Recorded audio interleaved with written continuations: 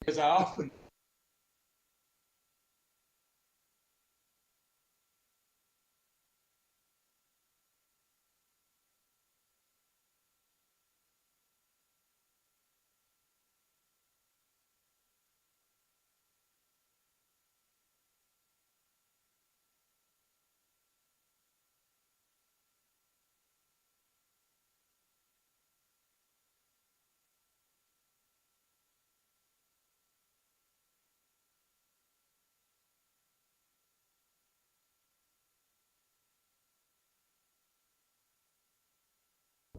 well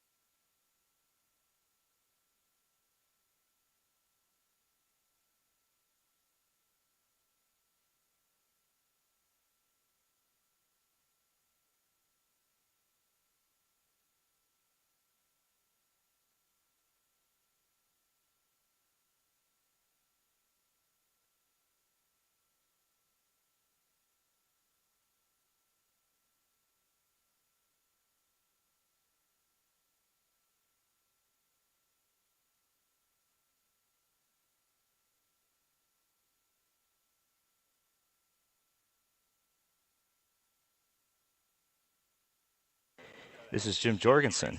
Yeah. Yeah, this is Jim.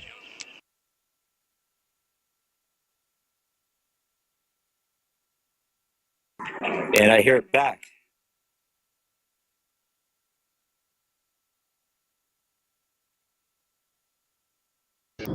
Check, check. This is Bob Ernst's radio.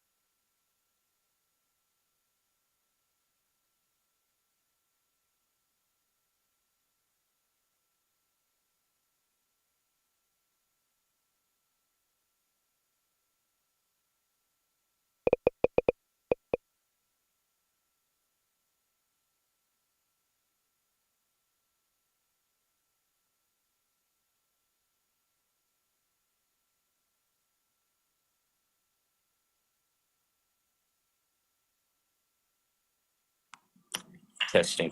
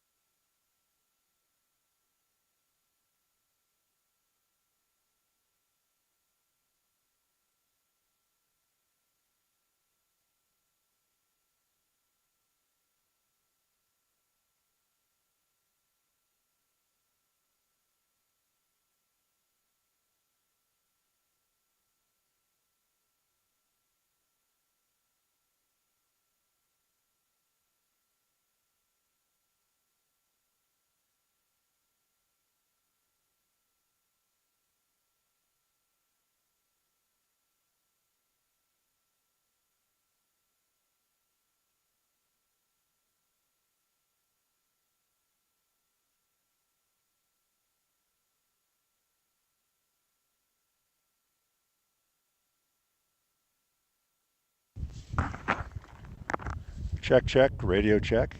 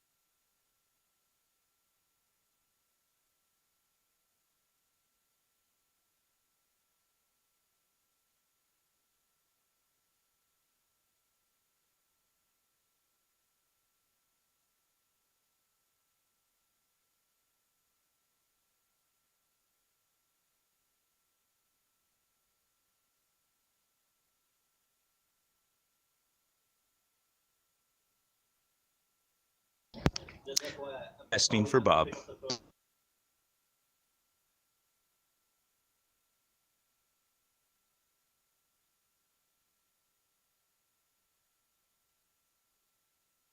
Testing for Jim.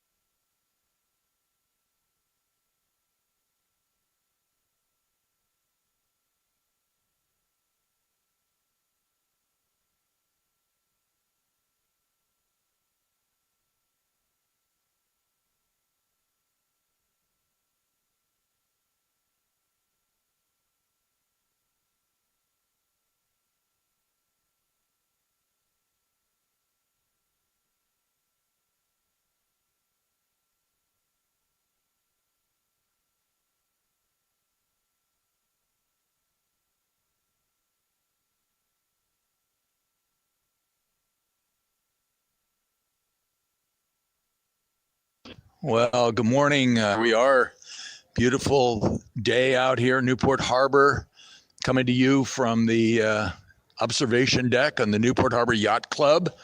The crews are getting lined up for the first race of the day, the 2024 version of the California Challenge Cup.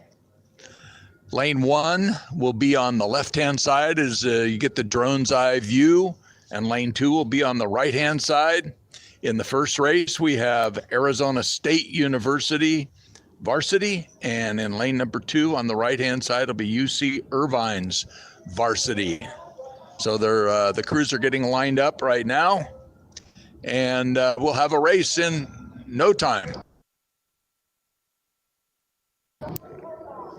My name is Bob Ernst, and I'm bringing you the first 200 or 300 meters of this race, or all the races, as a matter of fact, today. And my compatriot is Jim Jorgensen. He'll be bringing you the races from out on the water. This is just a beautiful day. The crews are lined up for the first race.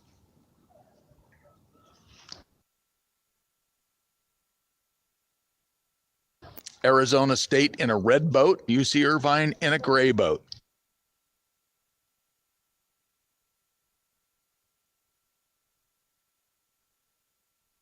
A really light breeze out of the east here is blowing the crews slightly towards the Newport Harbor Yacht Club dock. So it could be a little bit of a challenge here getting these crews lined up and not running into the dock. And the first race is off with Arizona State in lane 1 and UC Irvine in lane 2. And I would say 10 strokes in, UC Irvine has probably 3 or 4 seat lead. Really nice looking start here.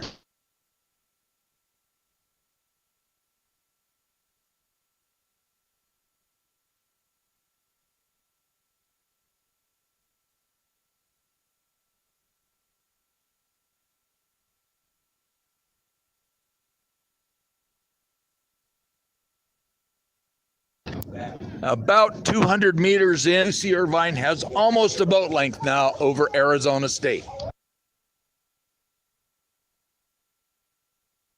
And we've got Grant here, our drone pilot today, with a brand new rig, and so we're getting some really good aerial coverage of the races this morning. So thanks to Grant.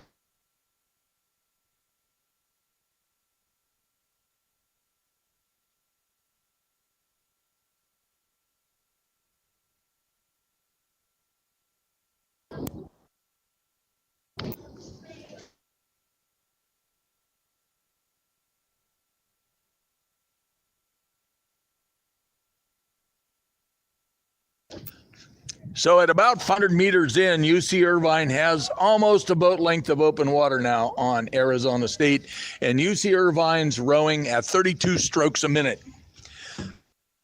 So that you have some idea how this is going to lay out today, all these crews are going to race 3 races, and the races are about 750 meters long.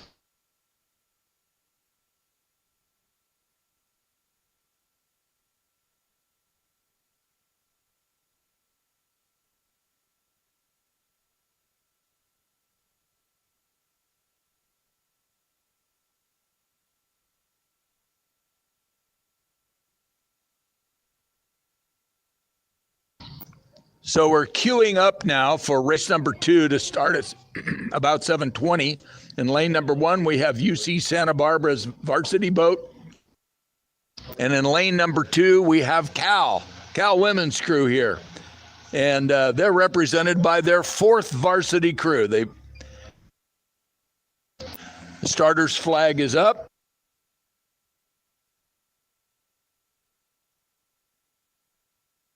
And the race is off with UC Santa Barbara in the left lane 1 and Cal in lane number 2 on the right-hand side of the course.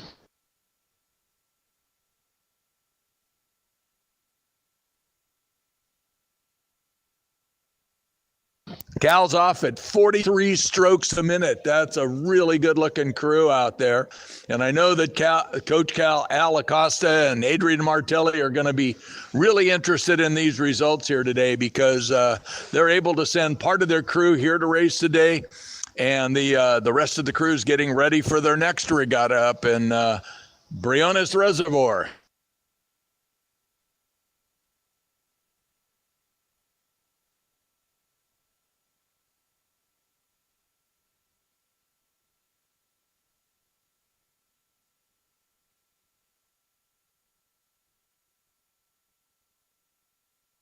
Jim, go ahead and take over that first race.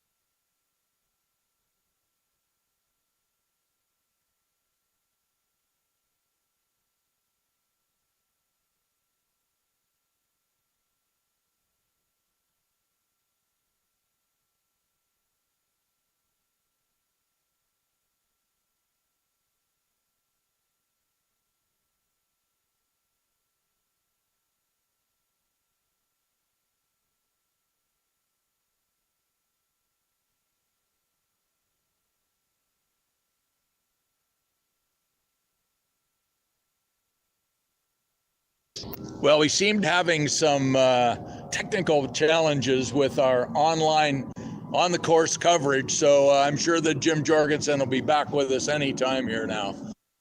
In the meantime, we're queuing up for race number 3.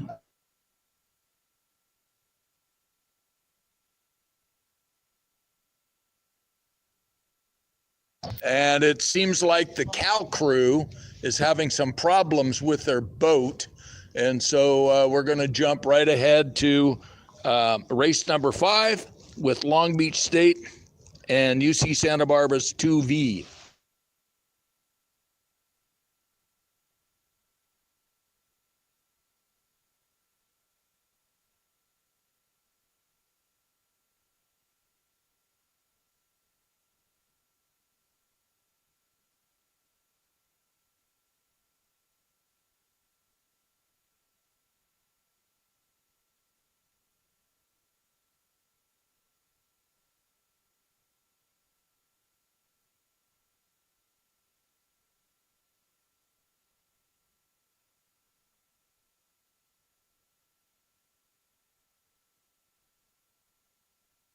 Okay, we're getting queued up here for our third race of the day.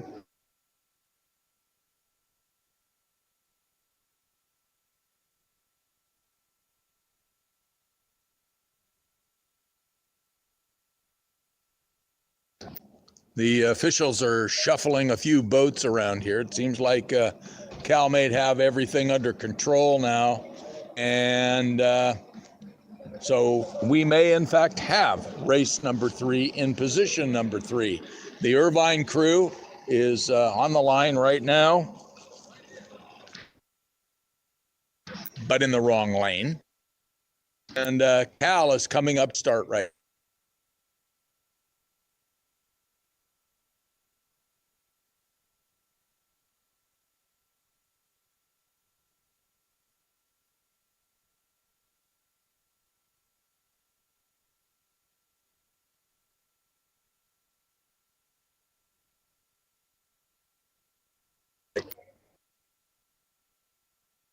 Okay, we're about ready for race number 3 to start here with Cal. Actually, they're rowing in lane number 2, the lane on the right side of the course, and UC Irvine rowing in lane number 1.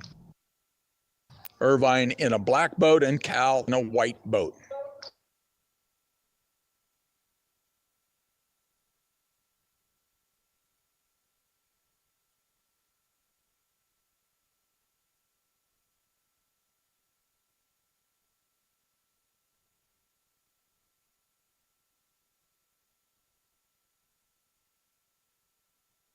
very light breeze now out of the east, which tends to blow the crews a little bit towards the dock here at the boathouse, at the Newport Harbor Yacht Club, that is.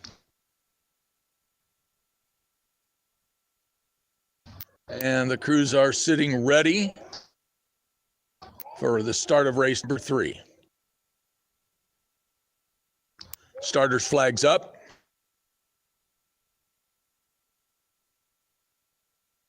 And the race is off.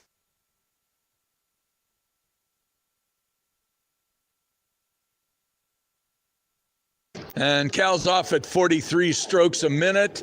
And at about 10 strokes in, Cal's already got almost a half a boat length on Cal State Long Beach. UC Irvine.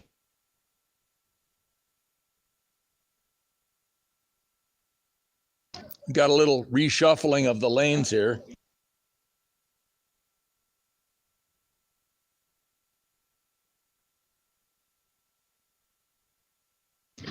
Cal is about 250 meters into the race now, and Cal has almost a boat length on UC Irvine.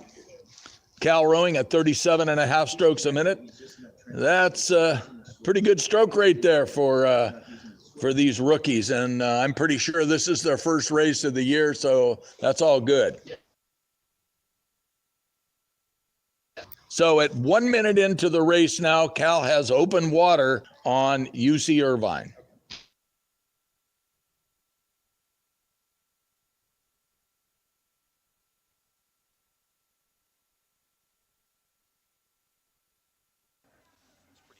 Cal's rowing at 36 strokes a minute.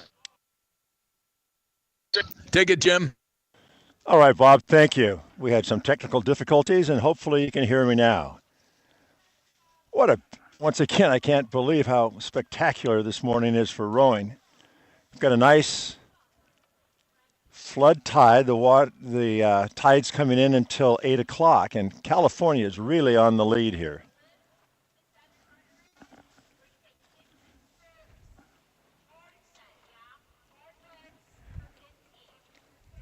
Golden Bears aren't messing around. They're rowing at 36 strokes per minute. And they have several lengths of clear water over UC Irvine. Once again, if this is your first time watching a rowing race, the person closest to the bow, that's the front of the boat, is the bow person, and then it's 2, 3, 4, 5, 6, 7, then 8.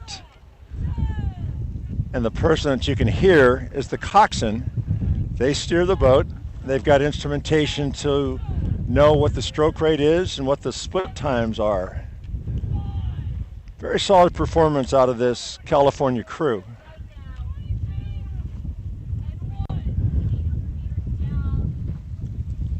Very level rowing. Nice sense of emphasis together. They're clearly in control, so we're going to drop off back to you, Bob, at the starting line.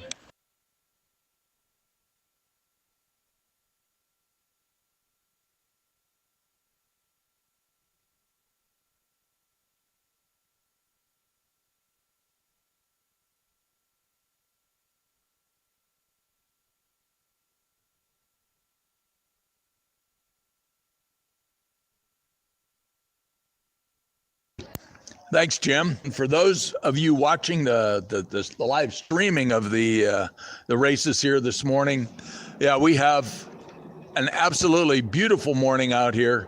The water's flatter than a tortilla out here. It's really calm. It's really ideal for the racing. Couldn't be better.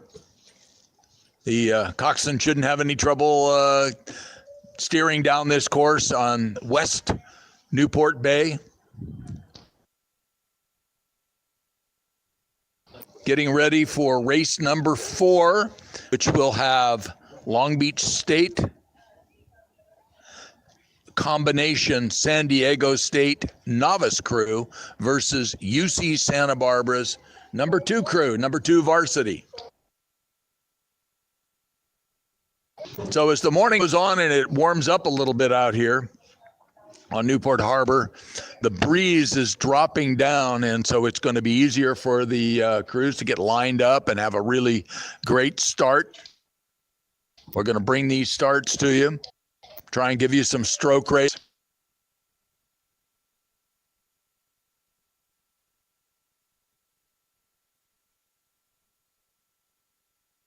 I'm Bob Ernst, and I'm bringing you the start of all the races from the Newport Harbor Yacht Club. And the second half of the races, middle part to second half of the races, is being brought to you by our on-water coverage, Jim Jorgensen.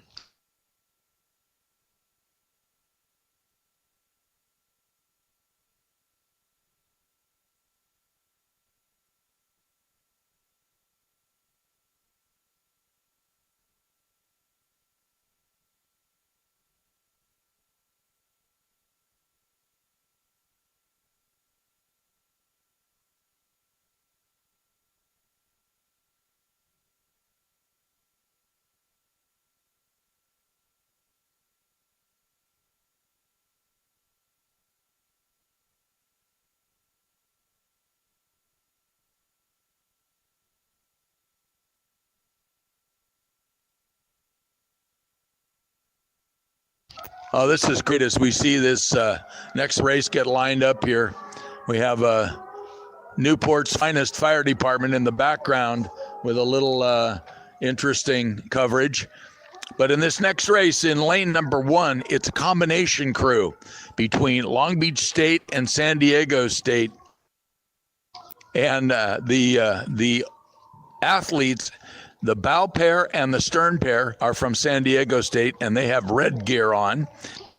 And the middle 4 are from Long Beach State, and they have yellow gear on. This is great. And in lane number 2 on the right-hand side, we have UC Santa Barbara in a black boat. And the starter is queuing up. We're going to have a perfect start here. This will be a really good start.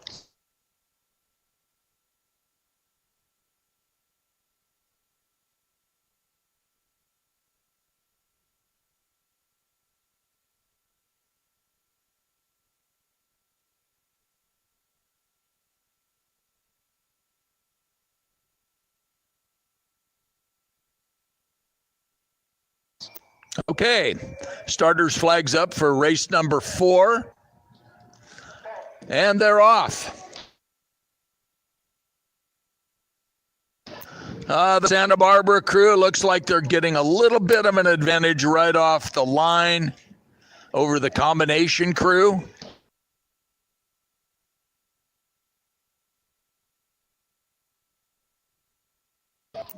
Santa Barbara's off at about 36 strokes a minute. You see Santa Barbara rose up there on Lake Chuma, not too far from the campus at Santa Barbara. Beautiful place. So we got a great aerial view of the first 300 meters of this race. In the lower lane, in the black boat, that's UC Santa Barbara. And the combination crew of San Diego State and Long Beach State is doing a great job of hanging in there in this race. And remember, the San Diego State and Cal State Long Beach crew is a combination novice crew. So these are first-year college rowers.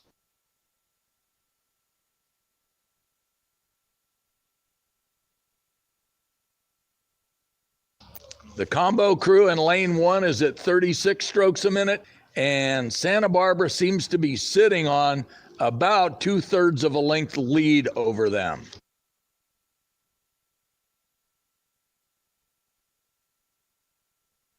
Santa Barbara's at 52 strokes a minute, and the novice are selling the store, just trying to hang on here. Great race. At about 500 meters in, Santa Barbara crew has almost a boat length now on the San Diego State, Cal State Long Beach combo novice crew. Jim, if you're out there, take it over. Thanks, Bob. Yeah, the closest race of the morning so far, your race leader in lane 2, closest to the camera, UC Santa Barbara. And then we had the combination boat of novices in lane 1 with Long Beach State and San Diego State. But just a little bit of clear water now separates the lead crew, the Gauchos from UC Santa Barbara. Black hull, dark singlets with a yellow stripe. Nice reflection as they continue to surge forward. Let's take a quick look at their rating. Seem to be quite comfortable here. Once you get on the lead, you can just pretty much just hold off if anybody tries to push back onto your lead. They're rowing at 33.5 strokes per minute. So for early spring rowing, although spring doesn't start for another 10 days, they're doing a nice job. We're going to slow down here a little bit so we get some shots of the novice crew that's now about 2 boat lengths of clear water astern of Santa Barbara, who's on the lead. Once again, this is race number 4. And here's the second place crew. Red-shirted San Diego State, Long Beach State in the middle 4. Back to you, Bob, at the start. Yeah, thanks. We're queuing up race number 5 right now, and this should be exciting. It's 2 novice crews. So these are going to be first-year women athletes at UC Irvine in lane number 1 and UC Santa Barbara in lane number 2. So Irvine is in a black boat, and they have a really cool anteater painted on the bow. And they have black singlets on, and Santa Barbara's in a white boat with yellow singlets.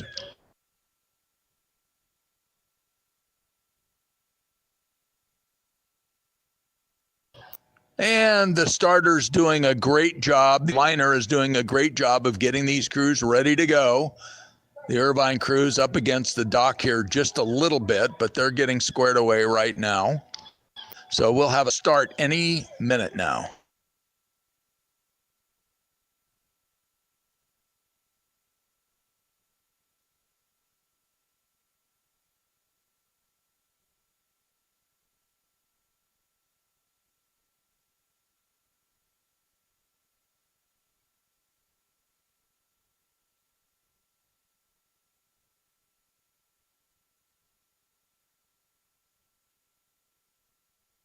Irvine's back up just a little bit now. They're away from the dock, and the aligner's doing an excellent job of getting these crews ready to roll.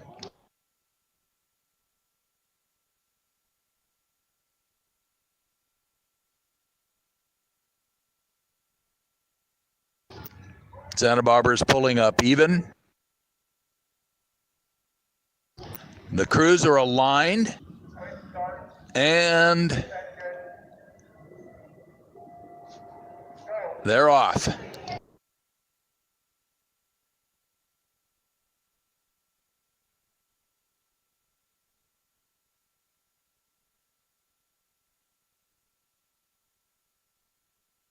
Santa Barbara has an aggressive start at 37 strokes a minute.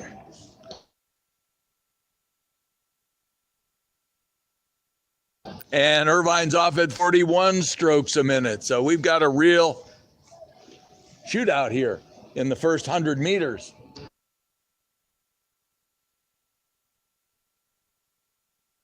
And the fun thing about in this race, as I said, is both of these crews are novice crews, and their programs are pretty much club programs. So undoubtedly, most of these rowers are first-year rowers. So it's up to the coaches to teach them how to race and how to row. And, probably for the most part, this is their first chance to actually race. So, Jim, pick it up whenever you can out there. Will do. Once again, as you say, with novice rowers, it can be a water fight, and you can see that they're still learning about timing. But this is a very close race. Coxon in lane number 2, closest to us, Santa Barbara, is kind of steering towards us a little bit and then back. But it's virtually even as they come up to the boat here. UC Irvine, Santa Barbara is now steering towards the shore, towards Irvine. But it's about a half a boat separating the lead crew. That's UC Irvine from Santa Barbara. But as long as you have contact, if you can have emphasis and leverage together, you're still in it. I'm sure you're getting some great images of this. As you can see that UC Irvine sits 6 seats up on UC Santa Barbara. Coxswain encouraging the crew now, giving them their stroke rates. Every now and then they'll make a surge by calling a power move, maybe of 10 strokes. And UC Irvine's moving out a little bit more. But UC Santa Barbara is not caving in at all. The coxswain of the Irvine crew now sits even with the bow of the Santa Barbara crew. Probably about 700 meters to go. The Anteaters still on the lead and continuing to eke their way out, leveraging the boat ahead. But Santa Barbara's hanging in there, very tenacious, and doing a very nice job for their first race. You can see the orange buoy come into play, which is about 700 meters to go. So we're going to let them go to the finish line, and back to you, Bob, at the start. Well, thanks, Jim. Got our first men's race of the day coming up. And this is a couple of novice crews again. San Diego State in lane number 1 in a black boat, and all the crew has red long sleeves on. And in lane number 2, UC Irvine's first novice boat, and they're in a white shell, and they all have black racing gear.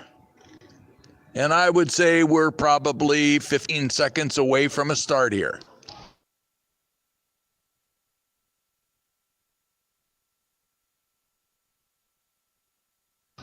With all novice crews, this starting part could be very interesting.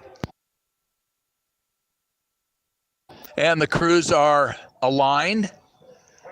So we're going to have a start here any second. And they're off with San Diego State in lane number 1 on the top of your screen, and Irvine in lane number 2 on the bottom of the screen. And Irvine's off to a great start.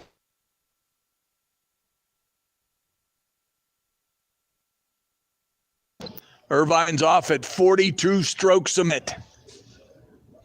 Oh, this is a great street fight.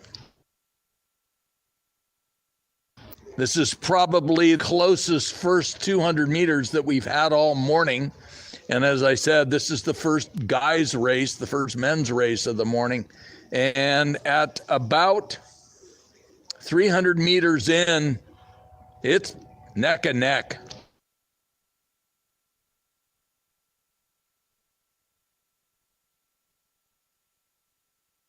Holy cow, Irvine's got about 2 seats now on San Diego State, but they're paying a price. They're 39 strokes a minute.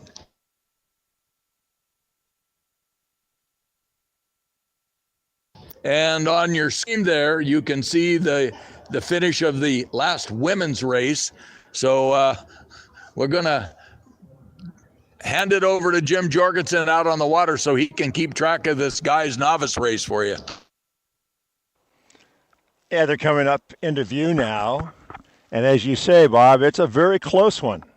Once again, this is race number 6, and this is a men's race with San Diego State varsity novice in lane 1, UC Irvine in lane 2. Wow, this is really going to be exciting to watch. They're sitting there toe-to-toe, throwing punches, trying to break the other crew. Okay, here we go.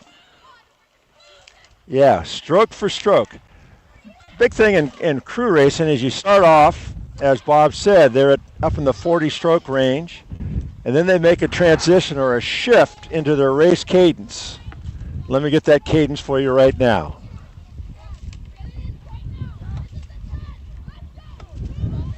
UC Irvine is at 35 and a half.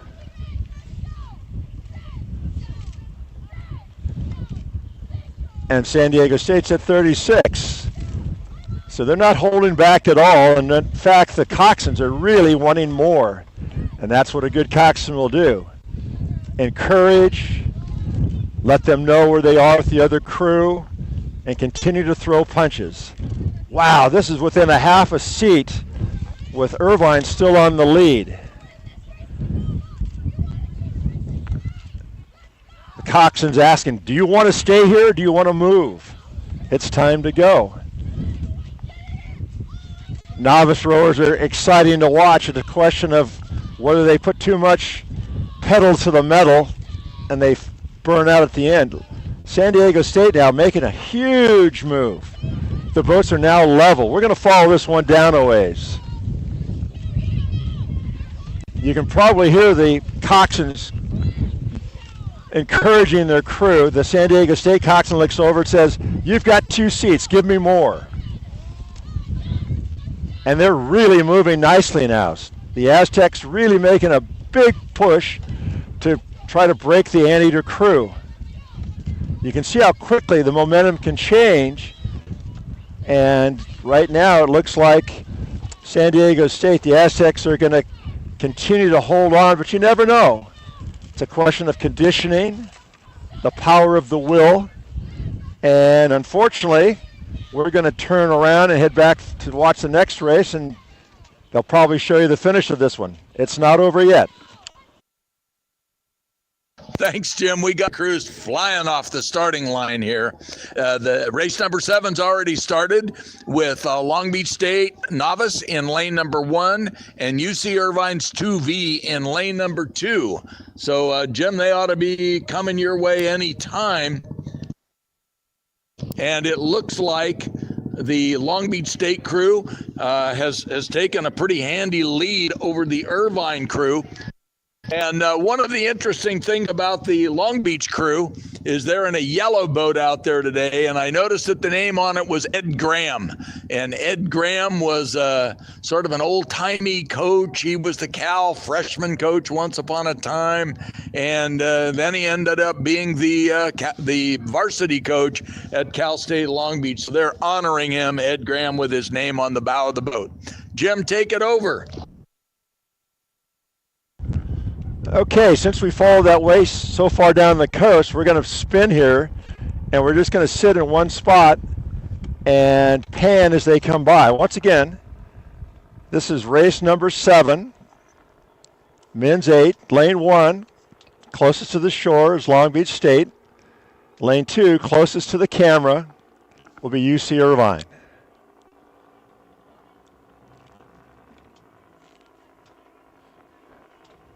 As we pick them up, we're just going to stay in this spot and just pan by.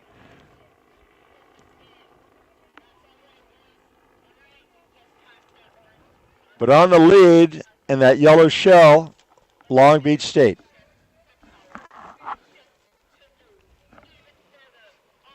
Rowing easily in front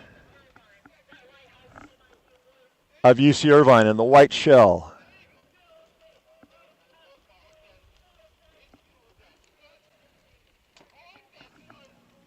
All right, back to you, Bob. We're going to go back a little bit further up the course and follow the next race down.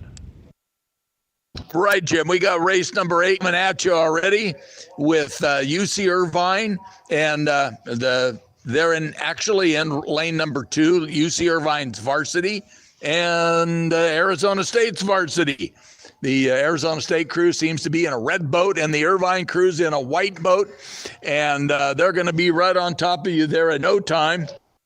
The Irvine crew is about 400 meters down the course, and they have almost a boat length over Arizona State. So Mike Sullivan, the coach out there at Irvine, will be pretty proud of this crew right now.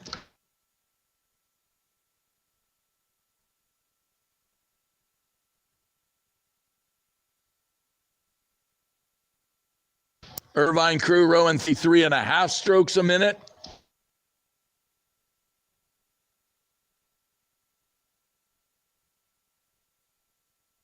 and the Arizona State crew rowing 37 strokes a minute.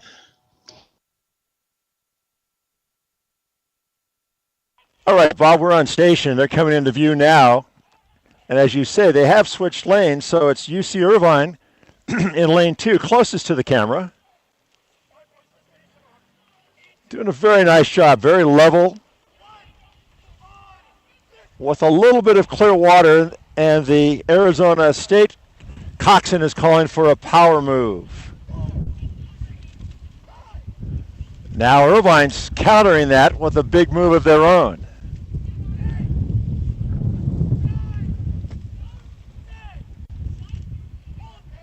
Okay, just ended 10 power strokes. Good timing for the entry catch. Basically, the oarsman will roll the blade up, drop it in, and then it's legs. In fact, that's what the coxswain's yelling for right now. Every time the blade goes in the water, he's saying the word legs. Legs. That's it, he says, and away we go. So, of course, the coxswain always wants to get more out of the crew, and my goodness, the Irvine crew is getting more. They're sitting about a half a boat length of clear water over the Arizona State crew. We're going to slow down here a bit, take a look at Arizona State. You can see their ratio, that is the difference between when they release the blade and take the next stroke, is pretty high, and that can come back to haunt you. Back to you at the start, Bob. Right, Jim. We've got race number 9 underway already with Arizona State's 2 second varsity and the first showing today for an Orange Coast crew, and that's their second varsity. And I'll tell you, the Orange Coast crew in a yellow boat looked really sharp coming off the starting line there. And my guess is this Orange Coast crew looks very strong, going to have a great outing today.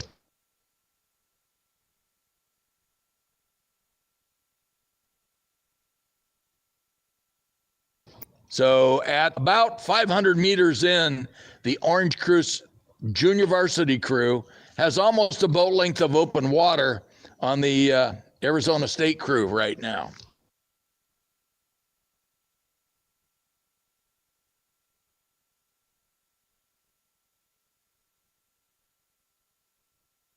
And on your screen there, you can see the Irvine varsity finishing their race down by the finish line. And I'm sure any moment Jim will pick up the Orange Coast crew versus Arizona State. Yes, we will. Here they come. The Pirates from Orange Coast College, closest to the camera, with a sizable lead in the 9th race of the morning.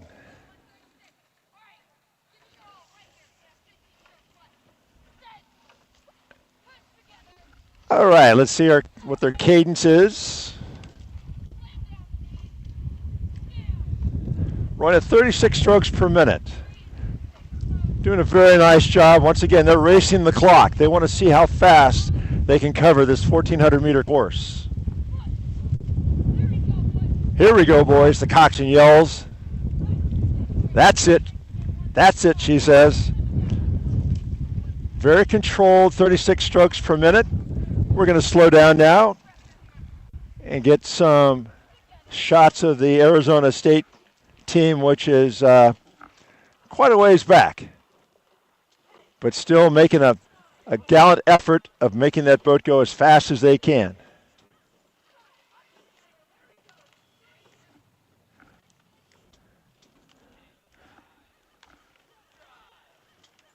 The Sun Devil crew is much higher, and you can see once again their ratio is not much, so it's just back and forth, and that's the reason why Orange Coast is perhaps giving them or separating them from Arizona State.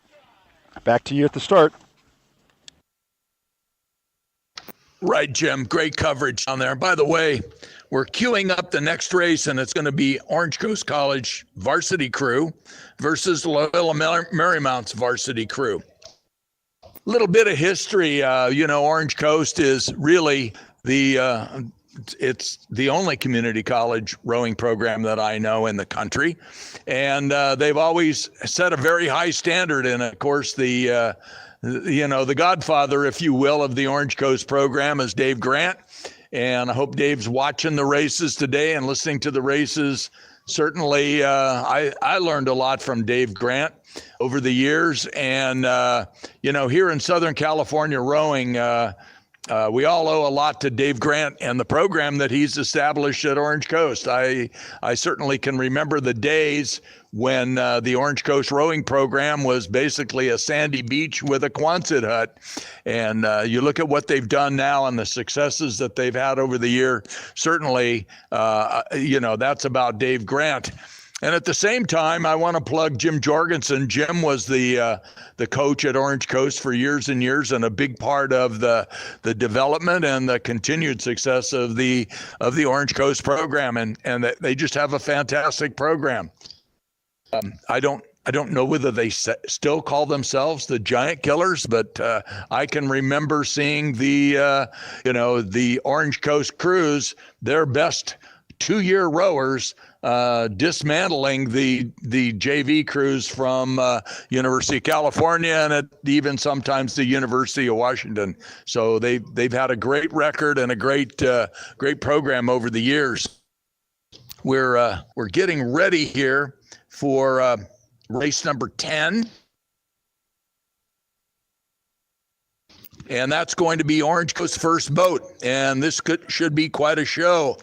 And they'll be going off against Loyola Marymount's first boat.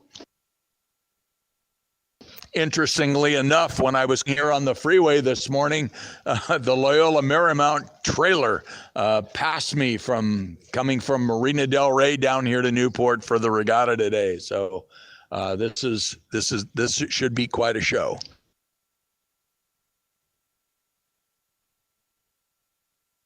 Seems like we have a little bit of break in the racing here. The crews are just now getting lined up about 100 meters away from the starting line.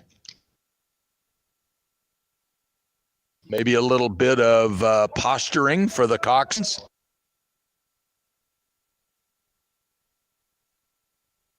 The aligner is calling the crews up to the start.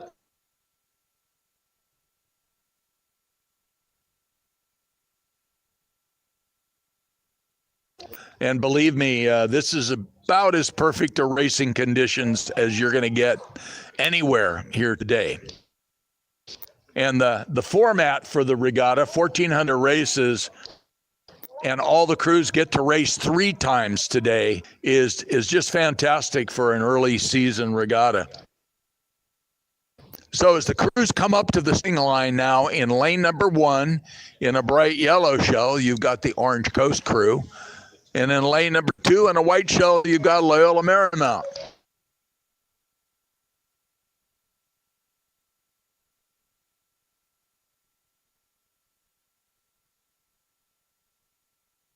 Orange Coast in a bright yellow shell, and the athletes have white singlets with an orange stripe around the middle. How fitting is that? Orange Coast in an orange stripe. Sounds good. And the crews are on the starting line now, so the start is imminent.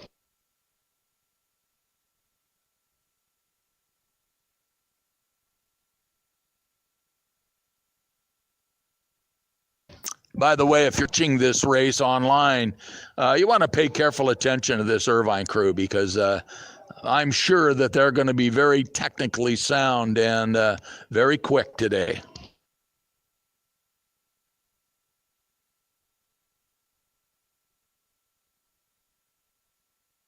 Okay, the crews are aligned.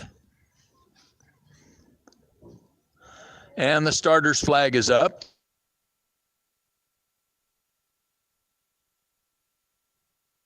And the race is off.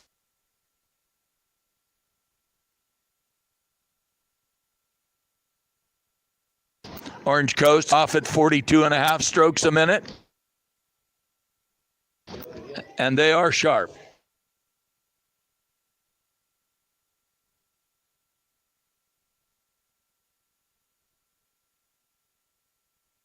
Loyola Marymount at 39 strokes a minute. And 30 seconds into the race, Orange Coast has about 2/3 of a boat length on the Loyola Marymount crew. This has got to be a thrill for the Orange Coast guys to, all the Orange Coast athletes to get to perform here on their home water.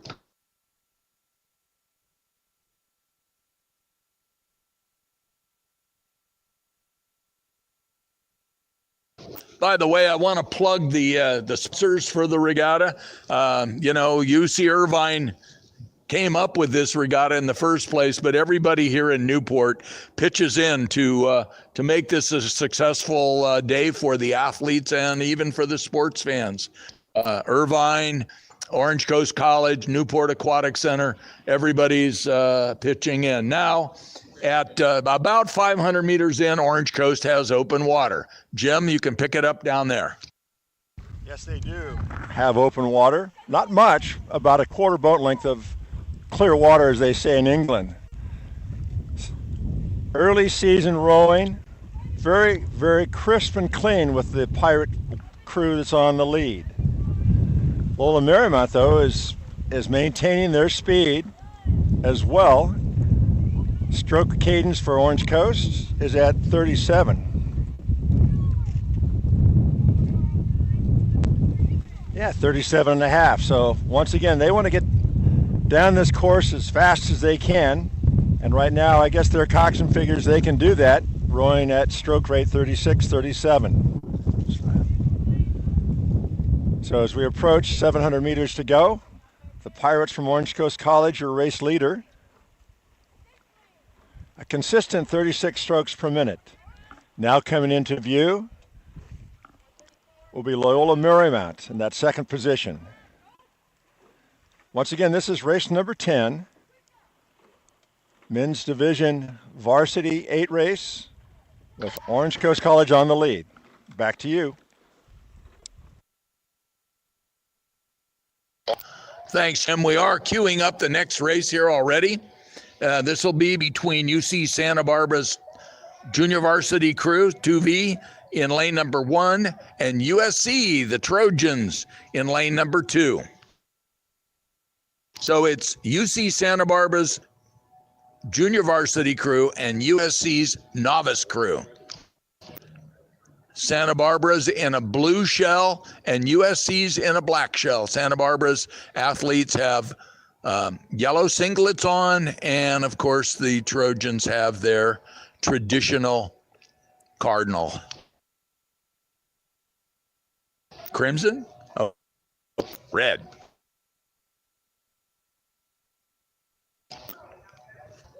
Okay, the crews are getting queued up here now.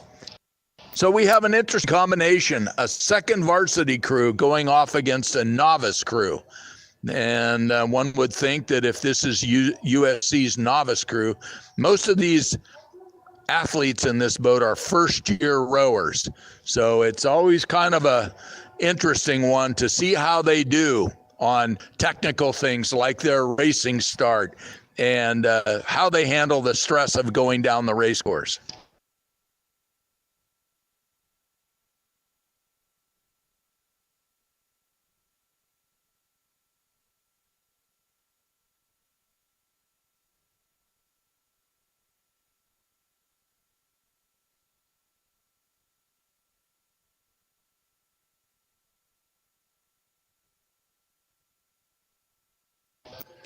We're very close to a start here now. The aligners pulling Santa Barbara up even with USC. So we've got the Gauchos and the Trojans going off here.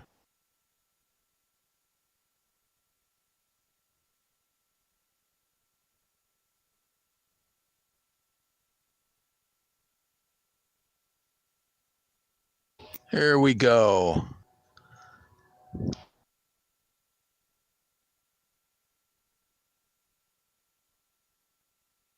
Coxswain's hands up. All hands are down now. The aligners flag is up. And they're off.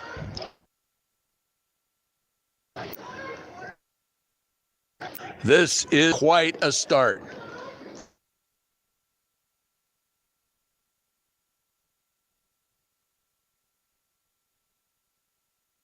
Santa Barbara's off at 39.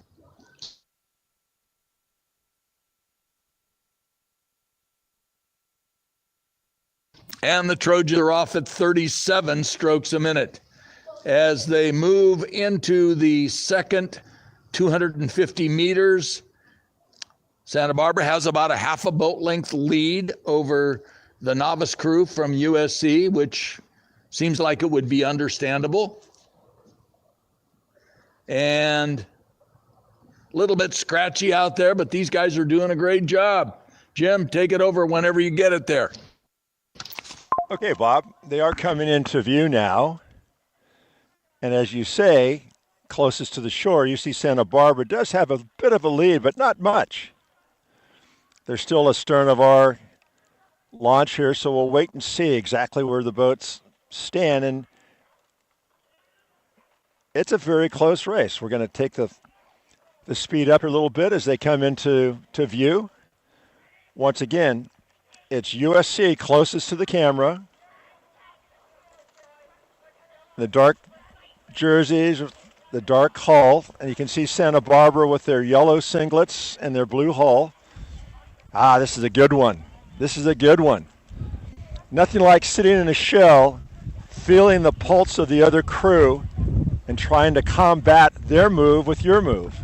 The boats are level. They're even. This is great. This is great. Basically, it's a question of timing, having some good length, and making sure that your emphasis is together so that you can make leverage become your friend. Santa Barbara now calling for a power 10. They're just one seat down on the Trojans from USC. Get some stroke checks here for SC. Rowing at 35. UC Santa Barbara a bit higher at 38. And that will cost them later on as you expend energy. Because of course, rowing is all about energy. Conservation of and explosion of energy. And you can see right now the higher cadence for Santa Barbara is hurting them as USC is starting to move away.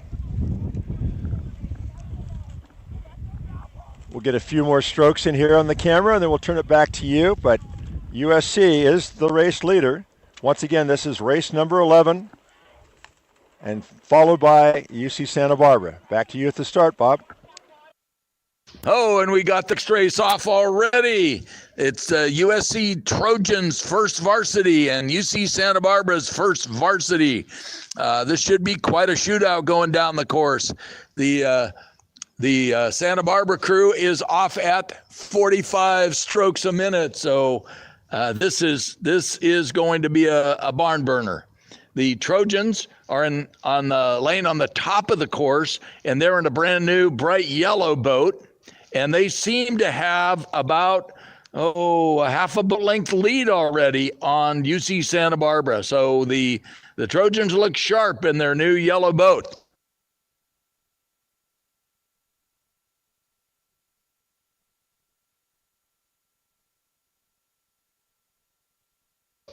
Trojans are still rowing at 38 strokes a minute.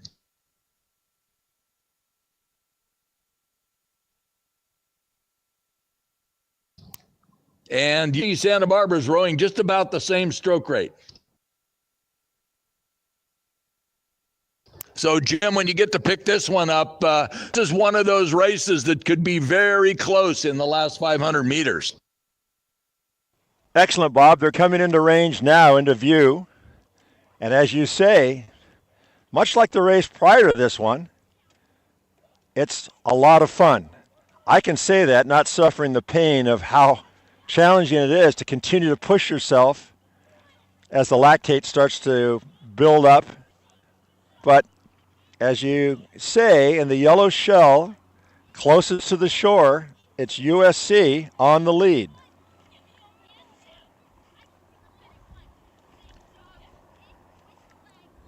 They're rowing a very comfortable, I use that term loosely, 37 strokes per minute. And UC Santa Barbara now is just one length behind, bow to stern. SD very smooth for this time of the year. Very smooth, good syncopation, good swing, good leveraging of the boat forward. We're going to slow down here and let them continue towards the finish line. Once again, that's USC, your race leader, in lane 1, followed by UC Santa Barbara.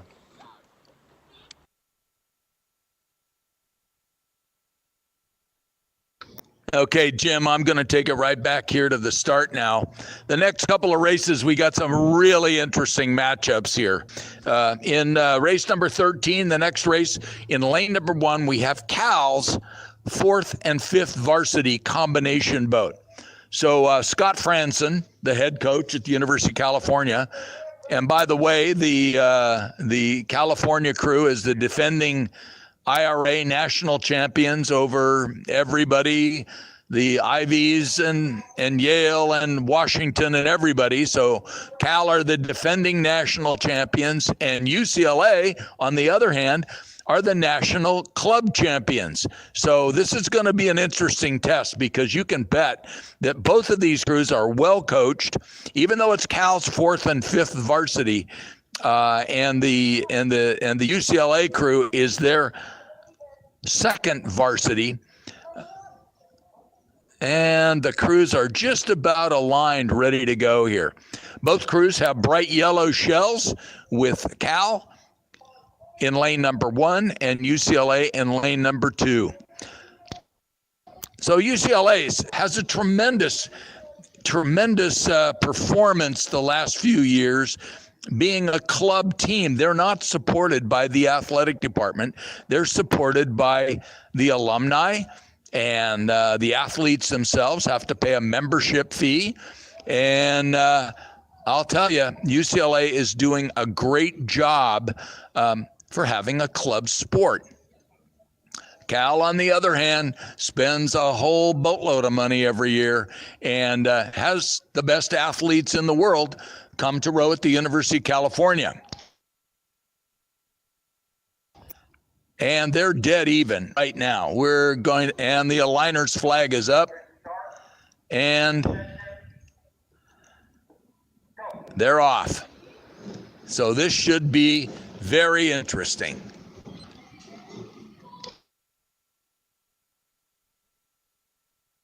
Cal's off at 43 strokes a minute.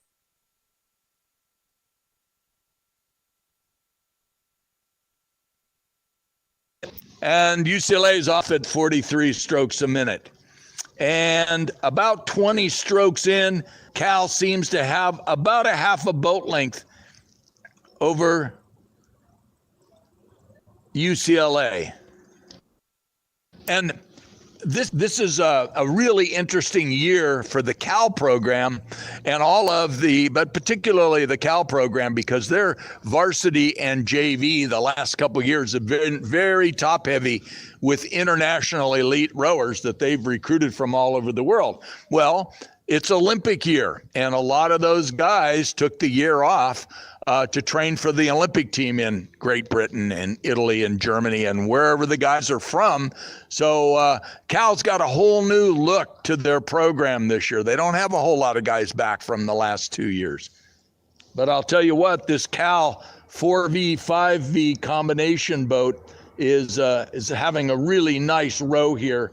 And they're about 500 meters into the race. And Jim, you should be able to pick them up anytime now. Yeah, here they come. And like you say, depth certainly rewards the program. California now coming into view. Coxon calling for a 10. They're not that far ahead of UCLA. Very scrappy bunch from UCLA. Coxon from Cal, stroking at 35.5 strokes per minute. Very smooth, very level. The big thing you can see at the next level is the moment of emphasis of the finish. Watch how that outboard hand accelerates to the body, finishing up what the legs do with the big push at the beginning. So California is your race leader now by about a boat and a half length of clear water. UCLA now coming into view. Bruin's very slick as well, rowing at 36.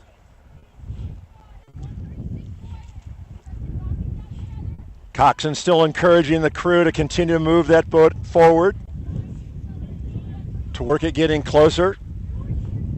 I heard one of the oarsmen in the Bruin boat say, "Come on, boys, let's do it." All right, we're going to slow down now, go back to watch the next race, which will also be featuring California and UCLA. Back to you, Bob, at the start. Yeah, thanks, Jim. This next one will be shaping up as a real dinger as well.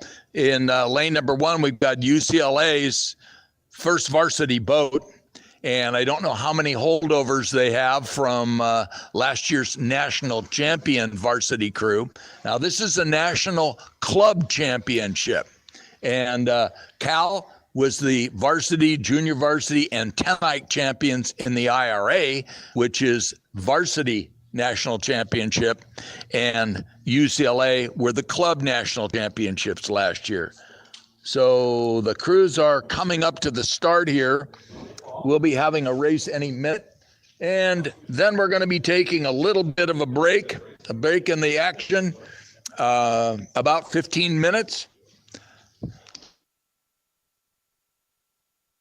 And I'll tell you what, it get any better for racing out here. It's nice and, a little bit cool, and the water is just beautiful. It's really flat.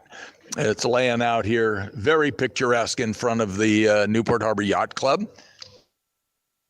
And I want to throw one towards the Newport Harbor Yacht Club. It's great that they let us come in their facility here. I mean, this is one of the elite yacht clubs in the whole world, and it's a beautiful facility. And we get to be out here on their veranda starting and timing and videoing these races.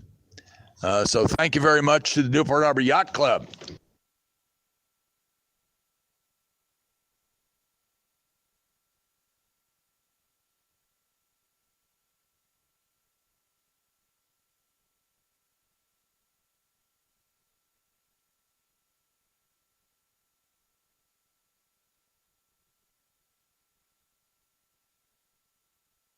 So in the next race coming up in lane number 1, we're going to have UCLA's varsity crew. And in lane number 2, we're going to have Cal's second novice crew. So I'm told that the first novice crew at Cal, it's class day at the University of California. They're on the Oakland estuary. So the first novice boat is representing the novice in the class day regatta on the Oakland estuary today. And the second novice boat gets a road trip, gets to come down here to race against UCLA's fastest club crew in the country from last year. So this should be really exciting. And you can bet that when these Cal guys came down here, they got the message from the Cal guys that didn't come here today that they better do a good job against this UCLA bunch.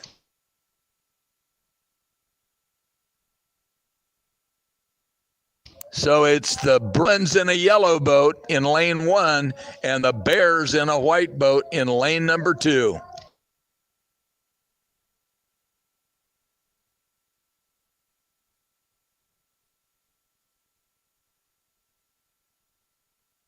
And I can't hear any smack talk from here, but when the Bruins and the Bears get together, there might be some.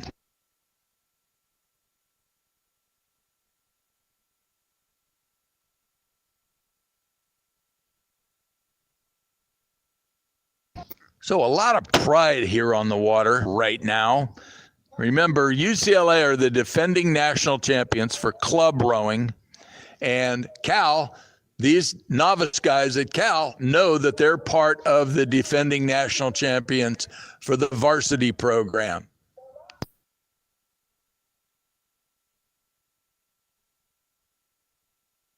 The crews are almost dead even now, and just beautiful conditions here at the start.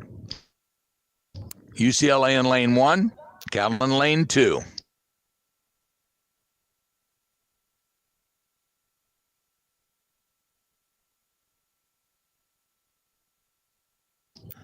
So it'll be interesting to see how Cal's novice guys are gelling this early in the season, and certainly UCLA's varsity guys should be really sharp. And the race is off.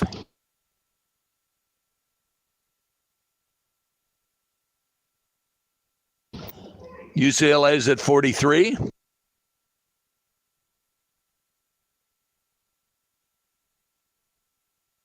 And Cal's at 41. And right now, your early leader is UCLA. They've got about 1 seat over the Cal bunch. And right now, as they start to settle down a little bit, the Cal guys are drawn right back even again.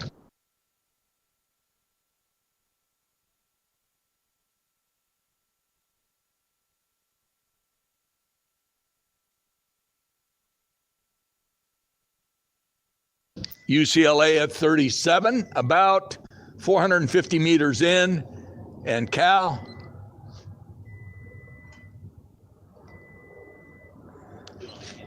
at 36 strokes a minute. And I'll tell you what, there's some pretty good sized guys in this Cal second novice boat, and they're starting to feel their Cheerios right now. About 500 meters in, they've got about a half a boat length over the UCLA guys. So remember, the UCLA guys are varsity in a club program. So there are juniors and seniors in that boat that absolutely do not want to lose to these first-year rowers from Cal. Jim, this is going to be interesting. Take it over as soon as you can get it there. Yeah, interesting is a nice word. The Golden Bears closest to the camera, white shell, navy blue singlets with a big gold C on the chest, have just about 1 length. Their coxswain looks over and he's wanting them to get open water over UCLA. UCLA very clean, and relative speed is the same. Couch jumped out a bit, and we're going to follow this race all the way down because this is the final race of round 1 of the morning competition. About 700 meters to go. Cal still just 1 length advantage over UCLA. Cal at 35 strokes per minute. UCLA at 36 strokes per minute. Ever so slightly now, the Golden Bears have opened some clear water over UCLA. Get some of them. Cal Coxon calling for a power 10.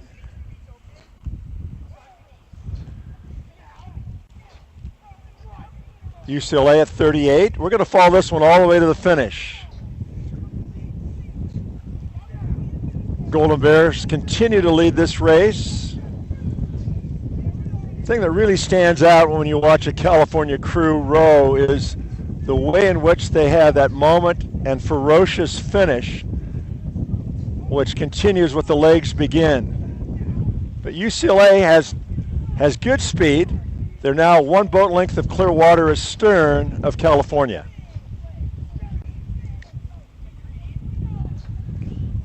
UCLA at 37.5. A lot of fans here on the shoreline at Marina Park.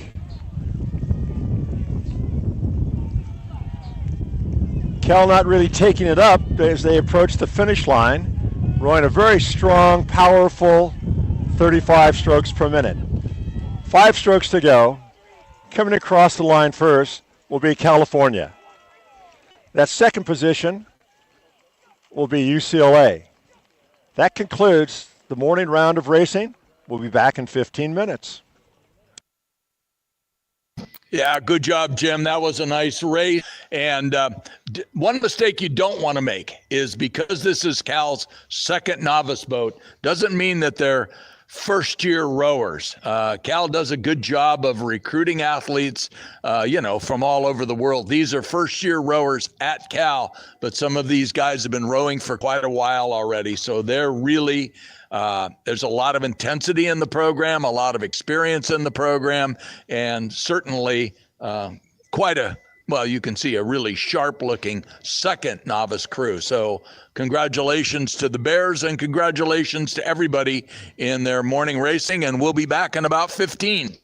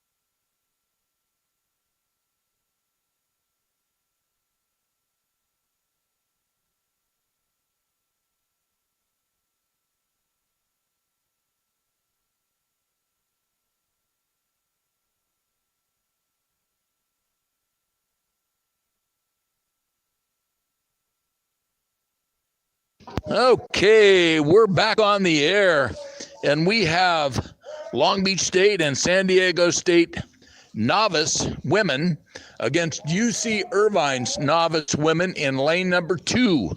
So, Jim, shake and bake out there.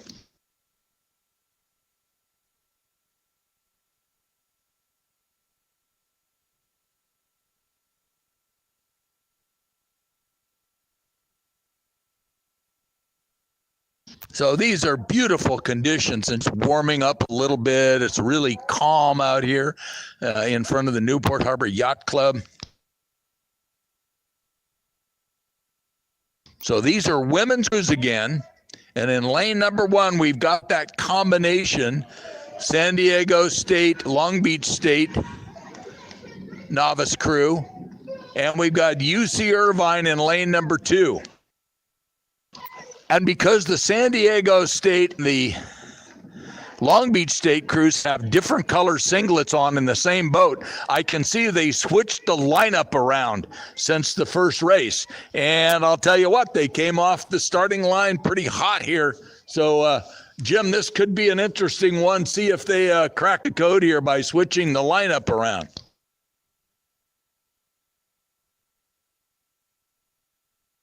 So we're about 100 meters into the course, and that combination novice crew from San Diego State, Long Beach State, has about a half a boat length lead now over the Irvine crew.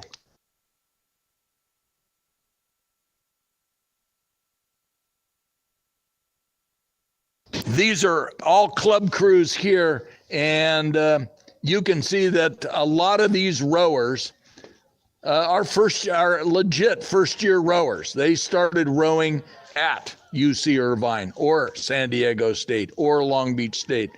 So it's kind of fun to compare how much they've actually learned from their novice coaches. And we're about 500 meters in now, and these crews are dead even. This is going to be a good one, Jim. Yeah, Bob, thank you. They are pretty level as they come into view here. Hard to tell right now. A little, as novice oarsmen, you have to remember they're novice coxswains learning how to steer shells as well. A lot of times a novice coxswain will make the mistake of looking towards the other crew and steering into them. In fact, right now, the UC Irvine coxswain is steering out towards us.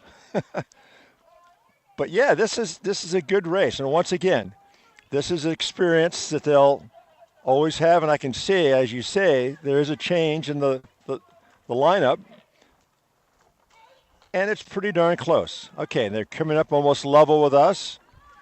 And Irvine, closest to us in the dark shell, has just a slight advantage over the combination boat. Once again, it's a question of balance. It's a question of rhythm over water. And of course, just the basics with novice. That is, put the blade in together, take it out together. UC Irvine now with a half a boat, half a shell advantage, about 30 feet, over the combination crew of Long Beach State and San Diego State. As you get a better eye for rowing, what you want to look at is the puddle. That's what comes off an oar when you make the release, how far down the shell it goes and how much run there is per stroke. Right now, the Irvine crew has about 2 feet of run, so that's not bad for a novice crew. We'll follow these crews for about another 5 or 6 strokes, and then we'll go back and anticipate the next race. So your race leader in race number 15, UC Irvine in lane 1, followed by the combination crew of Long Beach State and San Diego State. Back to you at the start, Bob. Thanks, Jim. We've got a race underway already, and this is a sort of a test match. You got UC Irvine's varsity crew against Cal's 4th varsity crew, and these are women's races. And I'll tell you what, that Cal crew came flying off the line, and they are about 100 meters into the race, and they had almost a boat length on the Irvine crew already. It's California's 4th varsity crew.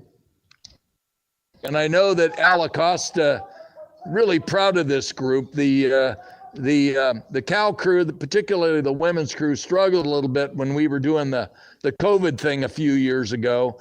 And Al and his assistants, particularly Adrian Martelli, have done a good job of rebuilding the Cal women's program. And I mean, this shows some real depth in the program now. And as I said, you're kind of comparing apples and oranges, because these varsity women's crews, even though these are 4th or 5th varsity, they're fighting for spots in a program that has 20 athletic scholarships to give away, whereas the Irvine crew is a club team, and they have no scholarships at all. As a matter of fact, the athletes have to pay to be on the team. So it's a little bit of apples and oranges, but I'll tell you, you just know that these best club crews like UCLA and Irvine are itching to get after the big university crews just to see what they can do. All right, the crews are coming up level now, Bob. Sorry if I stepped on your last statement there. And California, as you say, is the race leader. White shell, white singlets, of course the navy blue and golden yellow blades. They're clipping right along. They have about 2.5, 3 feet of run at this high cadence. They're rowing at 35.5, almost 36 strokes per minute. And they are on the lead by about 2 boat lengths of open or clear water. We'll slow down here and get a shot of the Anteaters crew as they come into view. You can hear the Cal coxswain wanting more, as coxswains always do. So that's UC Irvine in lane 1 in that 2nd position. Back to you at the start.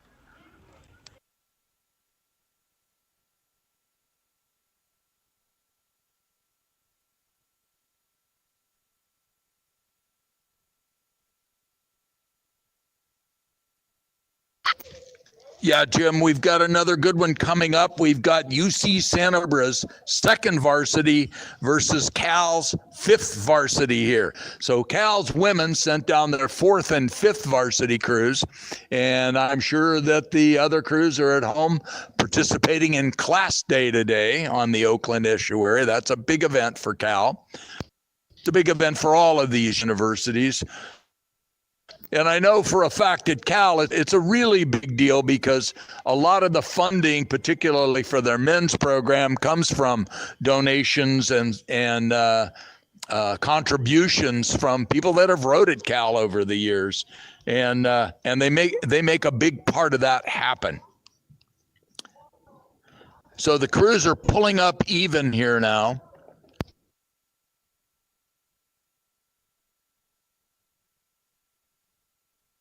Have to give a little plug here to the number 2 oar in the Cal women's 5th boat here today.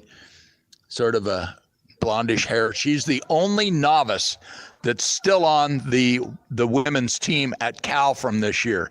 And I coached her daddy at the University of Washington, and this was really hard for him to take, that his daughter was going to go to the University of California.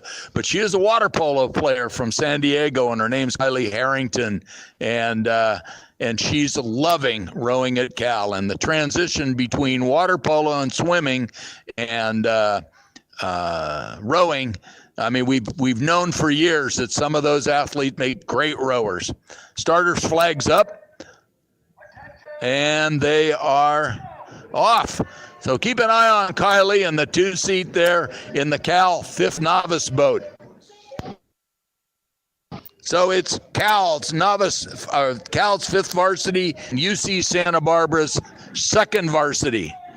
And for being a fifth varsity crew, this Cal bunch is making a beautiful start. Nice blade work.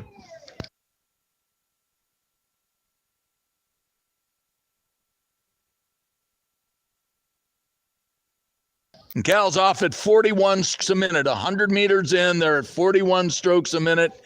And I'll tell you what, if this crew's the fifth varsity, I want to see how fast their first varsity can go.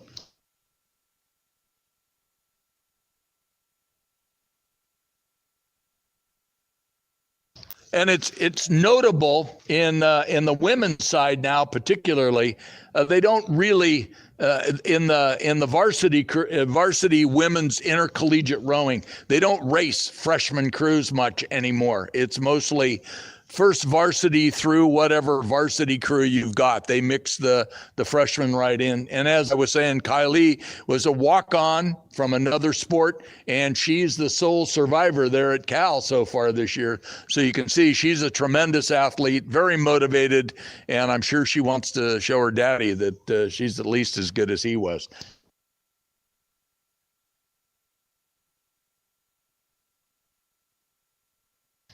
So about 500 meters in, the Cal 5V has a boat length of open water over the Santa Barbara 2V. And Jim, they should be just about down in your territory now, so you can give us a stroke by stroke. They are. In fact, they're very close to us as the Cal coxswain is steered out towards us. As you say, the Golden Bears are up by about a boat length and a half of open water. We'll pan back here a little bit so you can see the entire crew.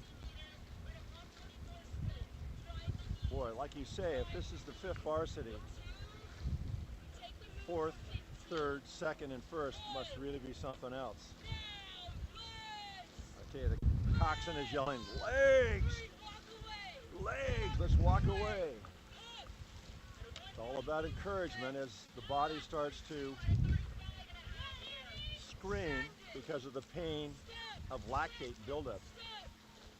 Once again, sitting on the lead is not an option for any crew that's on the lead. She's given the splits of 142. They're rowing at 35.5 strokes per minute.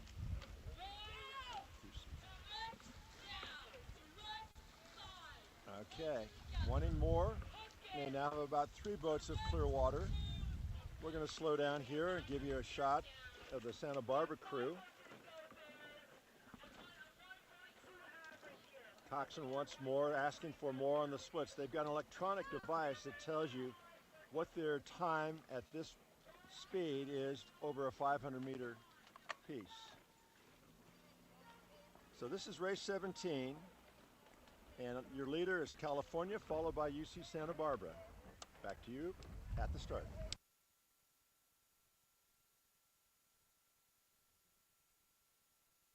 Yeah, Jim, we're queuing up for race number 18 here now. And this will be UC Santa Barbara's novice boat against UC Irvine's second varsity boat. Should be about 4 or 5 minutes until the start here.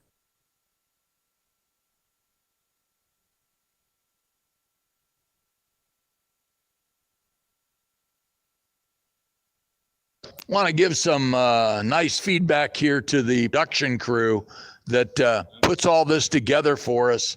Grant, the drone pilot, and all of the video groups. They do a fantastic job with this regatta every year, and it's a joy to come down here and work with this team.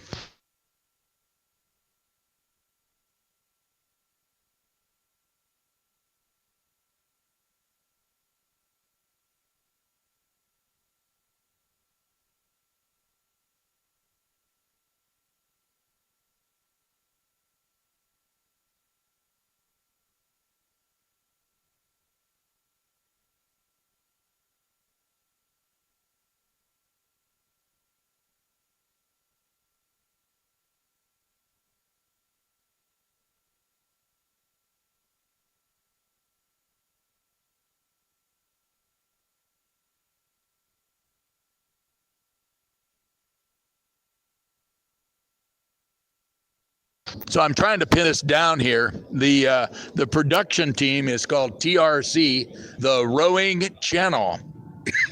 So it seems to me that if you want to hold a stock car race and you want to get the A team to do it for you, get TRC.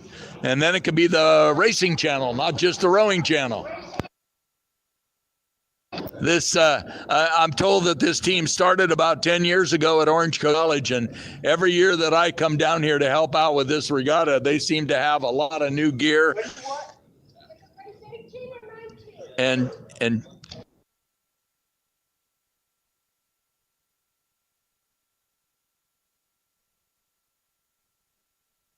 they have more new tricks and more new gear, and more professional every year. It's really a joy to work with these folks.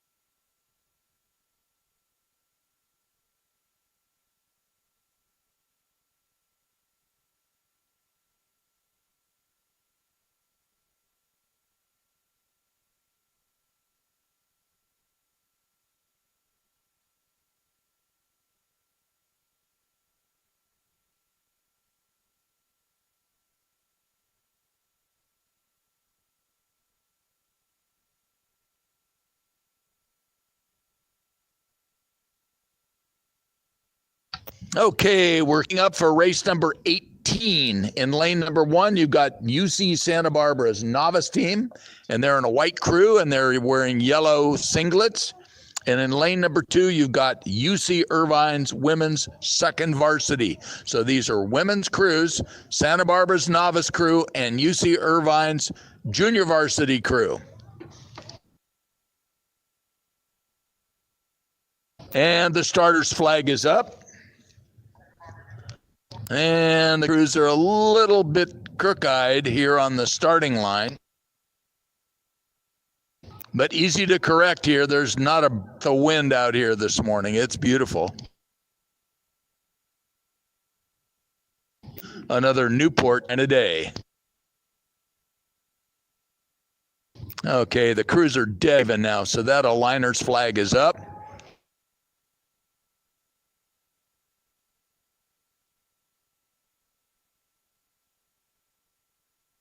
Well, maybe there is a breath of breeze out here coming up from the west now.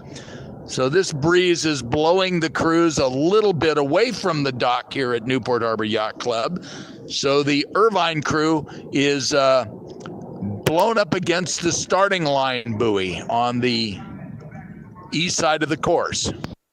So we're going to back up. They're going to back them up a little bit. And so this will be the new challenge for the starting officials because the breeze is kind of switched around a little bit here. It went from east to calm, and now it's a little bit of a west breeze picking up. And the Irvine Anteaters are caught on the starting line buoy. So give us a couple minutes here, and we'll get them realigned and off and running.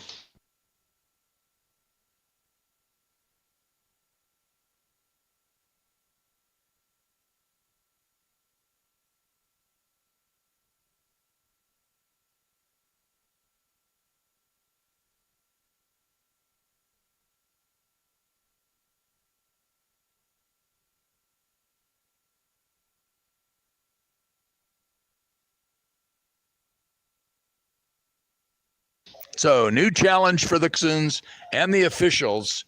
A little bit of west breeze here picking up, as it does in all these Southern California beach communities. About 9 or 10 o'clock in the morning, a little west breeze is coming up and blowing the crews a little bit towards the starting line buoy here. So the coxswains are getting realigned, and we'll have a start here in just a couple minutes.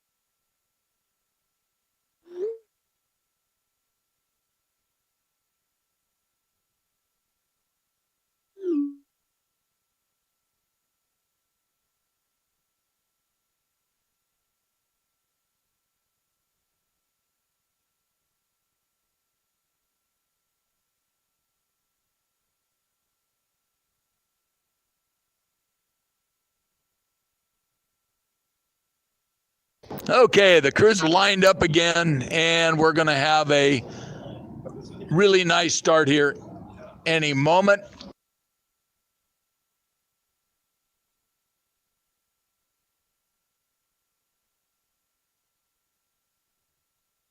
And the crews are even.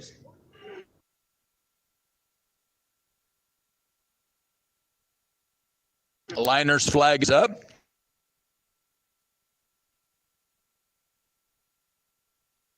And we have a start of race number 18 with UC Santa Barbara's novice and UC Irvine's junior varsity crew. And I'll tell you what, Irvine's junior varsity crew looks a little more polished, actually quite a bit more polished. And the first-year rowers from Santa Barbara, a little bit scratchy, but I'll tell you what, they're throwing a lot of good shots in. So it's a great race.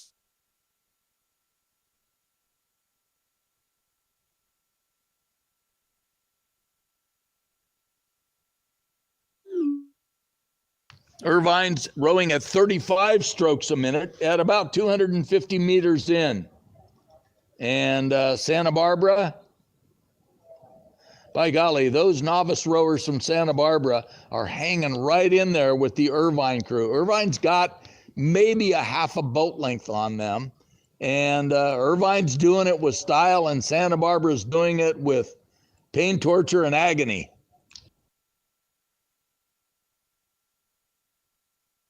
Good race, Jim. Pick it up when you get a chance.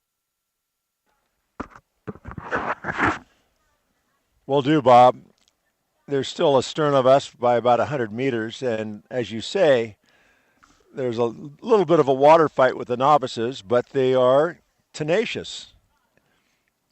And I think it's going to be very close as they come into view in terms of level with us. Once again, this is race number 18, lane 1. Closest to the shore, UC Santa Barbara, and then UC Irvine's second varsity 8 is closest to the cameras. So here they come. Once again, Irvine with the dark singlets, dark shell. Starting to creep away a bit. A little clear water between they and the other crew. Between them and the other crew. Okay. Here we go. And here's striking at 35 strokes per minute. Their coxswain's kind of pushing us out of the way here a little bit, steering to the right. On this one, she says.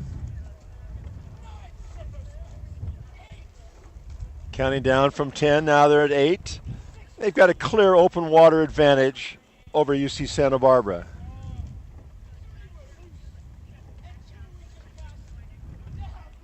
Once again, rowing is a sport of pushing rather than pulling. If you look closely, you see they drop the blade in, which is called the catch, push the legs down, open the body a little bit, and then finish with their arms. And just the reciprocal of that happens as they come out of bow. Arms go away, body swings out, knees come up, and it goes on and on that way. All right, we're going to slow down here, get a shot of the UC Santa Barbara crew, but Irvine clearly in control of this race. Here comes UC Santa Barbara's novice boat.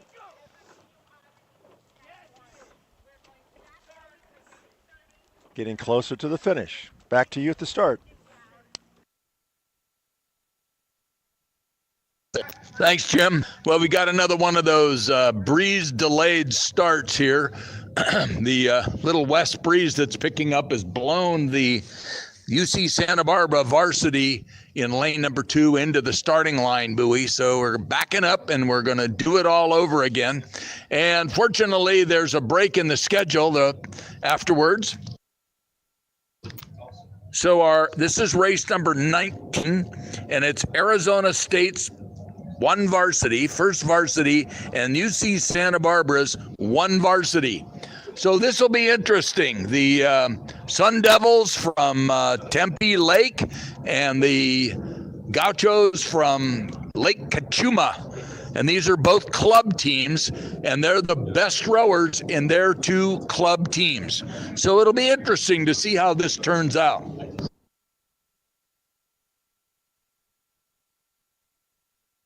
Okay, the are paddling up towards the starting line again, so hopefully they'll be far enough to the west side of the course that they don't drift onto the starting line buoy again. This looks perfect. The coxswains have got it right. The starters got it right. Everything's 100%.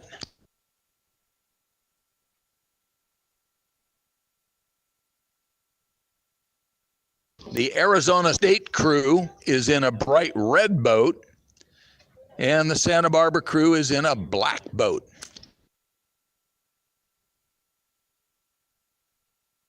Arizona State, lane 1, red boat, black singlets. Santa Barbara, black boat, and black and yellow singlets. Could be navy blue. And they're just about aligned.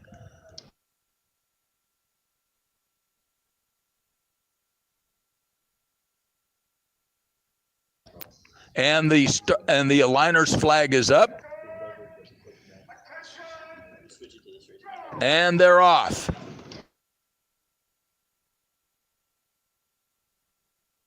And the Santa Barbara seems to have a little bit more polish on the first 10 strokes. And so they've got an early lead over Arizona State.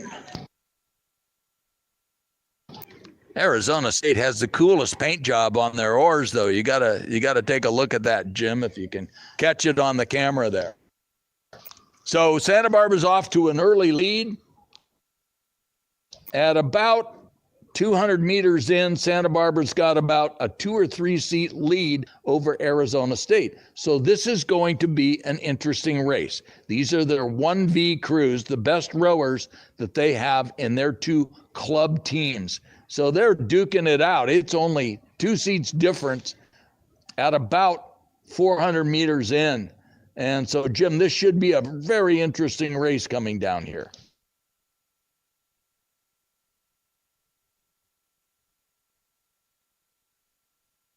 Santa Barbara's at 33 strokes a minute.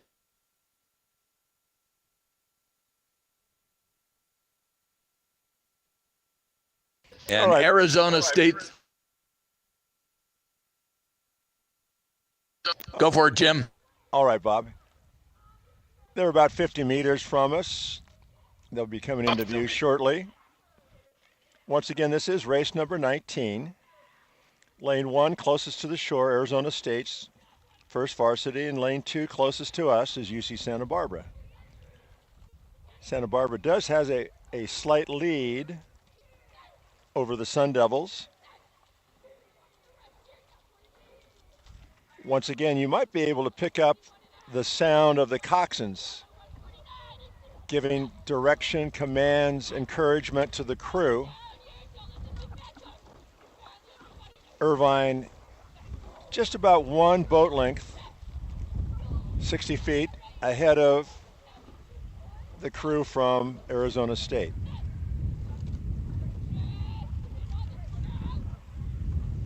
Rowing a very controlled 32.5 strokes per minute is the Anteater crew.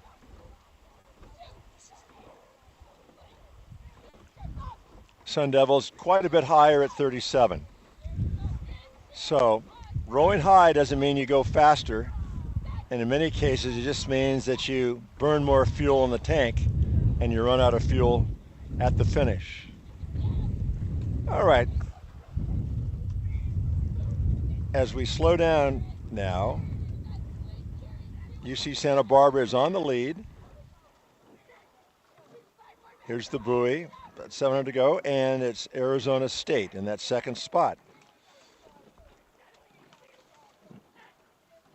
Little confusion here at the 7 seat. Maybe a partial crab, which is when you get your blade stuck in the water. But recovered, and now they continue on. Back to you at the start, Bob. Okay, Jim. Well, we're supposed to get a little break here, but the next crews are queuing up already. And this should be another one of those really interesting races as we go through the matchups here in the regatta. On this one, we have the Long Beach State combination first novice, first varsity racing against UC Irvine's first novice. And again, the Long Beach State crew is rowing in the Ed Graham, famous rowing coach here from Southern California. And the crews are just sort of sitting right now, so maybe we are going to take that break, but crews are ready to roll. So I'll get back to you as soon as we're lined up, ready to go.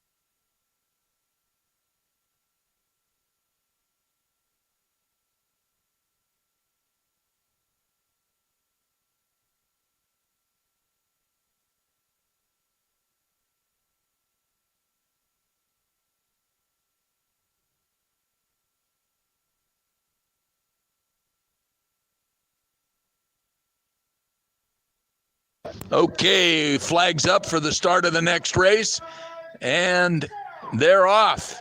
It's the Irvine novice in lane number 2 and the Long Beach State. Oh, and I hope the coxswain sees that little motorboat. It's interesting. A little dinghy went by with like a little one-horse outboard on it, and the guy had no clue that there was a rowing race starting right behind him. The Long Beach State first novice, first varsity is pulled out to about a half-length early lead over the Irvine first novice. And I can say that if Long Beach State has first varsity guys in it, they have quite an advantage over a boatload of first-year rowers from UC Irvine, even though they might have some novice guys in that Long Beach State crew. And the Long Beach State crew is taking advantage of it. They're having a beautiful row here. They're about 400 meters in, and they've got open water over the Irvine crew already. So the Long Beach State crew looks good. And my guess is that this is another club crew now. So there's going to be some great racing here in Southern California, particularly between Long Beach State, UCLA, UC Irvine, San Diego State, some USC, some really good rowing this season. We're about 500 meters in, and Long Beach State has about a boat length of open water over the Irvine novice crew. Jim, do you have them in sight there? Yes, I do. And I must apologize. The previous race I was calling Santa Barbara UC Irvine. But on the lead right now is Long Beach State, closest to the shore. Once again, yellow hull, black and yellow blades, black singlets. Easily in front. We'll take a nice look at several of these rowers up close. And once again, it's not good enough just to win the race, particularly early on. You're competing to keep your seat in the boat for the upcoming season. 49ers at 34 strokes per minute. Very comfortable on the lead. We'll stop here at the buoy and we'll wait for the UC Irvine crew to come into view. This is the first novice crew, so once again, these people started rowing probably in August. They're doing a nice job for being novice rowers. Back to you at the start, Bob.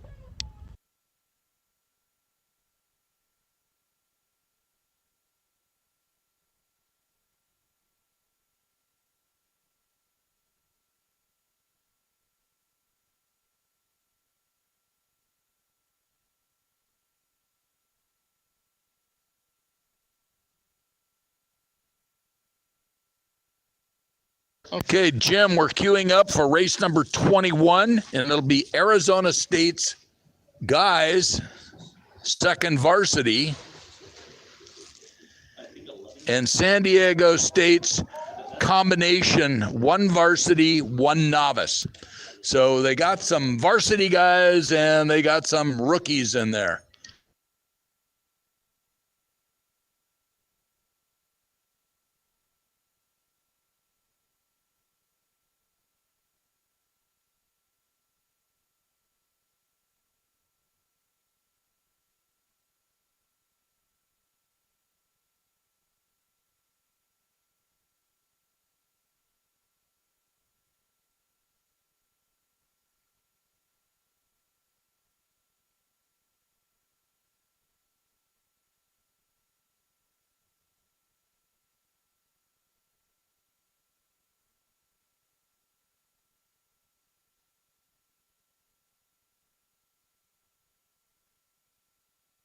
Okay, so you've got Arizona State versus San Diego State guys coming up. Arizona State's second varsity and San Diego State's combination 1V1N. And we saw a great combination 1v1N there from Long Beach State a couple of races ago. So we'll see how this one goes.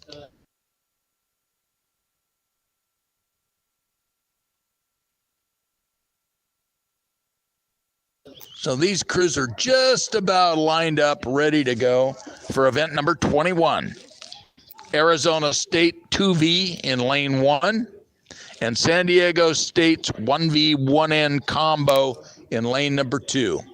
Arizona State has a white boat. The guys have black singlets. And San Diego State has a black boat and red gear. Now we're struggling to get lined up a little bit here. It's very close.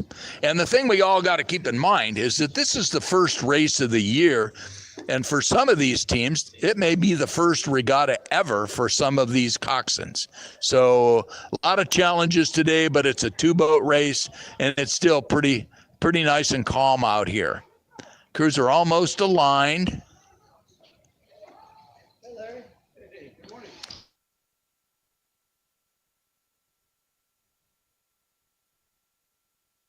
The crews are aligned.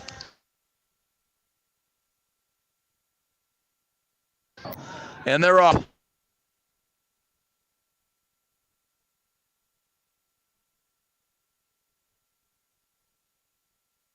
Really close here in the first 20 strokes. San Diego State looks sharp out there in lane number 2, and Arizona State looks equally sharp. So I think it's going to be really close coming down the course.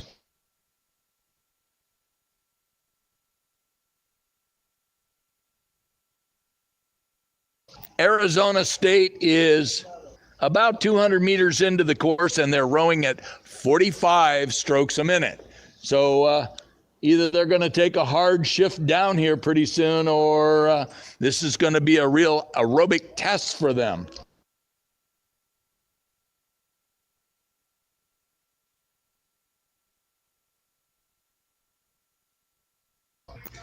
And San Diego State's rowing at 38 strokes a minute at 400 meters in. So these two crews have got the high stroking model going here today. At 500 meters in,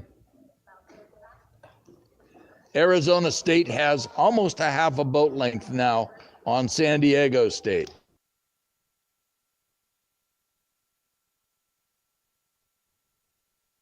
Arizona State still at rate 40.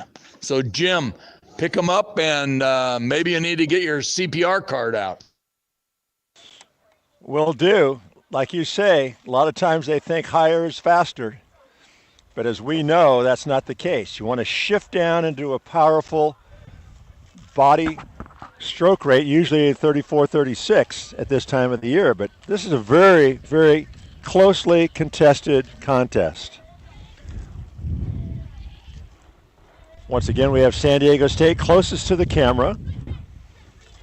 Arizona State closest to the shore. Only one seat separates the lead crew, which right now is Arizona State. My God, they're still rowing at 41 strokes a minute here, Bob. And once again, if they can hold them off and discourage the other crew, that's great. Or they could blow up.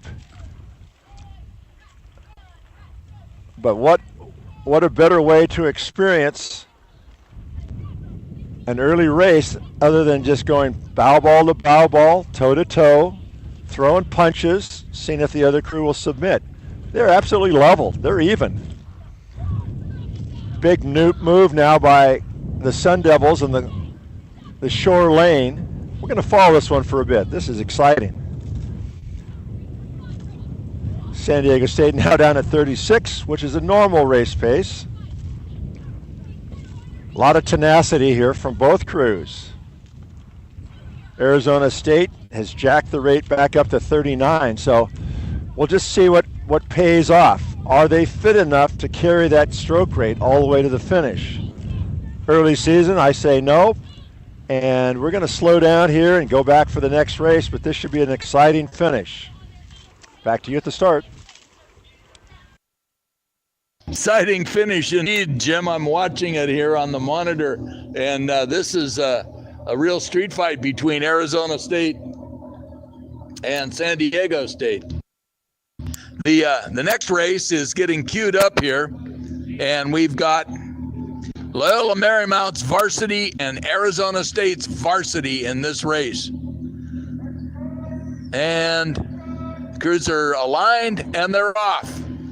So 2 varsity crews from a couple of the club teams here in Southern California and Arizona State. Whoa, and we're clashing oars.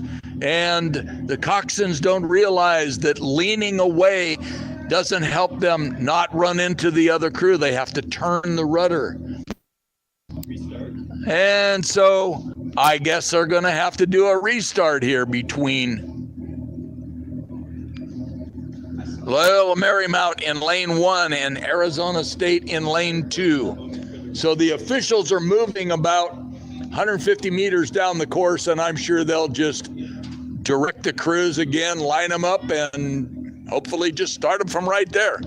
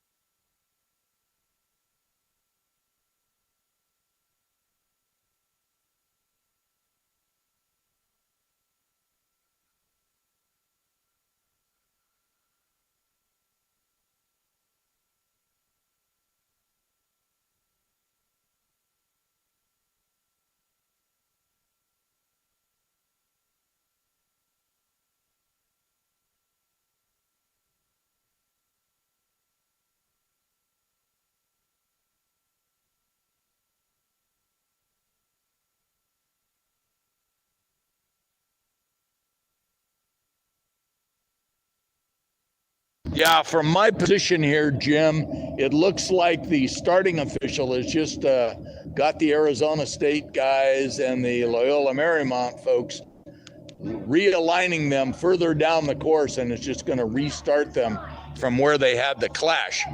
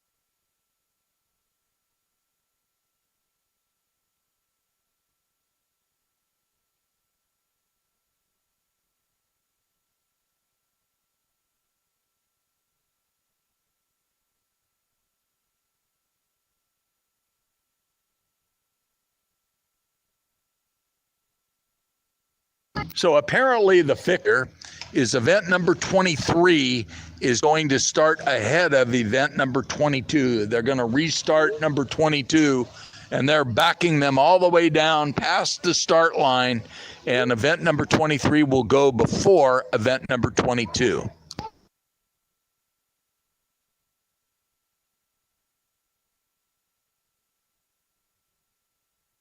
Or something like that.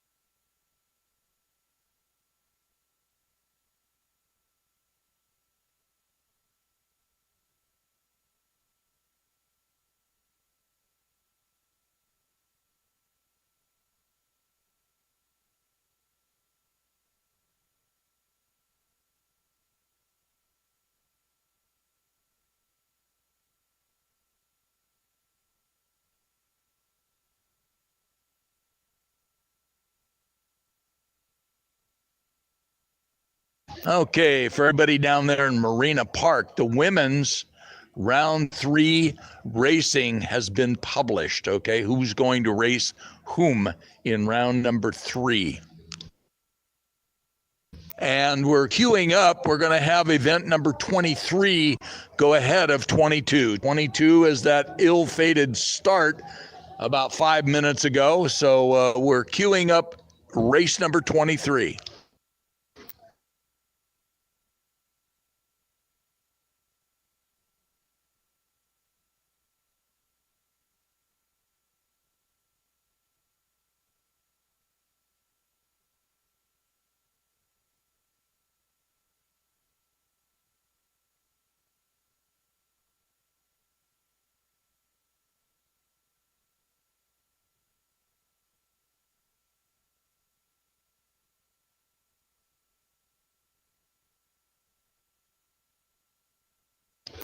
So, Cup event number 23 in lane number 1, UCI's junior varsity, and in lane number 2, USC's first novice. So this should be a pretty good pairing. Irvine is in a white boat, yellow oars, and black jerseys, where USC is in a black boat, yellow oars, and red jerseys. And the start is imminent. We are drifting up on the start, and we should have a go here in just a matter of seconds.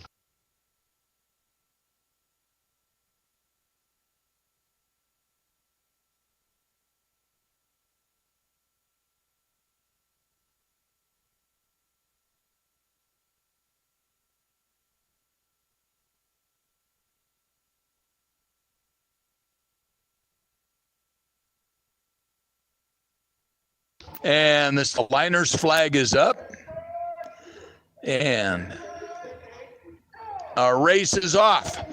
So in lane number 1, we've got UCI's junior varsity, and lane number 2, USC's novice crew. And I'll tell you what, this USC novice crew looks really sharp coming off the line. They got some pretty good size athletes in there, and they're doing a really nice job here in the first 500 meters. So the early leader is USC in lane number 2 with the red singlets. And at about 250 meters in, they've got open water on UCI's junior varsity.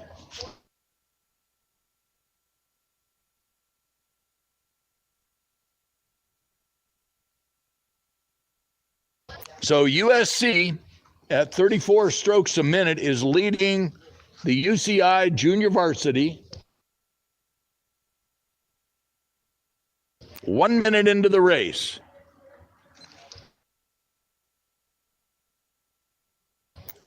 So Jim, you should be picking that one up pretty soon down there. Roger that.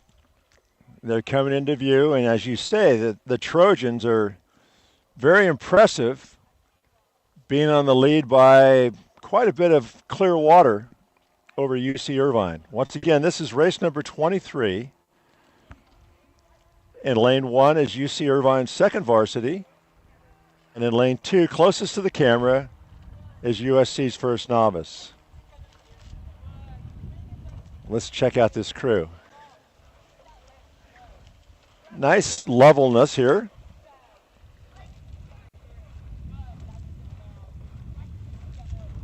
Pictures are telling the story. Very comfortable 33 strokes per minute.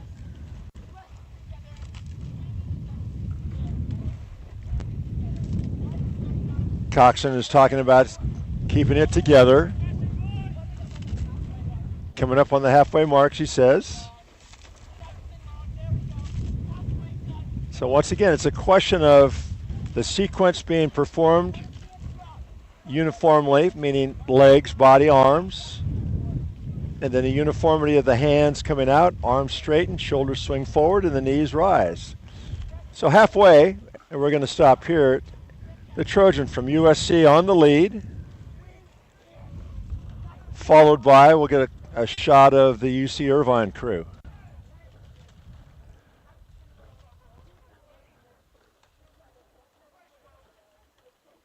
A bit of difference of boat speed, but by goodness, they're giving it their best shot. Foreman's really giving it a jerk at the end. And back to you at the starting line.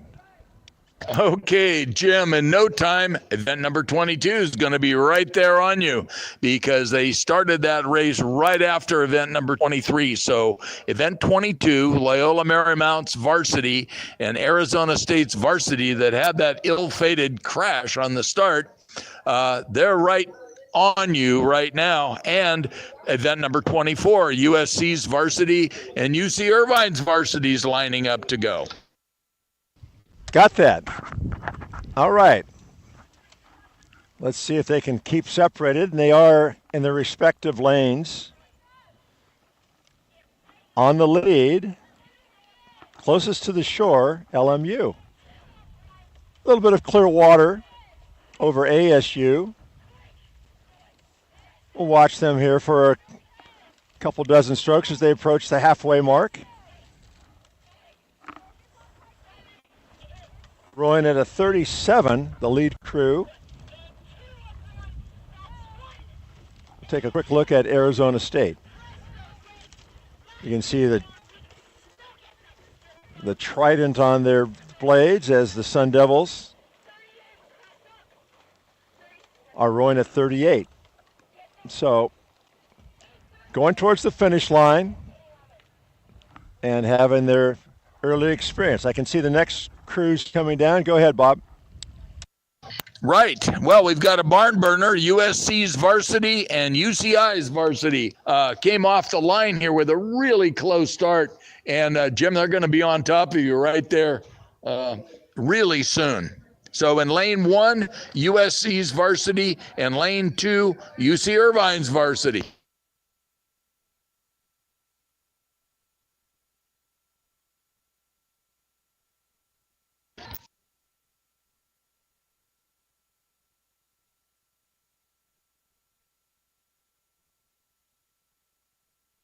Really, really close race between Irvine and USC. USC in lane 1 in the yellow boat, and Irvine in lane 2 in the white boat. This is bow ball to bow ball, and they are about 700 meters in. So this is really a close race, Jim. All right, they're coming up to me now, and as you say, this is a good one. Once again, we can always hear, and you might be able to hear over my microphone, the coxswains demanding more from their crews. Trojans closest to the shore, UC Irvine closest to the camera. Wow, this is a good one.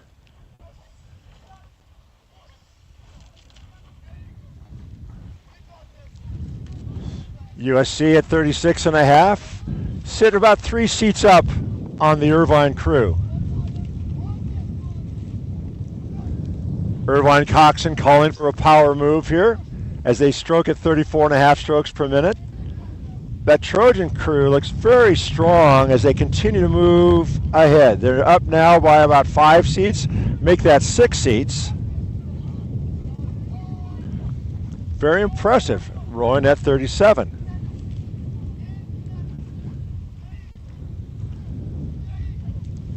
The Trojans now with a 7-seat advantage as we slow down to go back for the next start, but it's USC on the lead. This is race 24 over UC Irvine. Back to you at the start.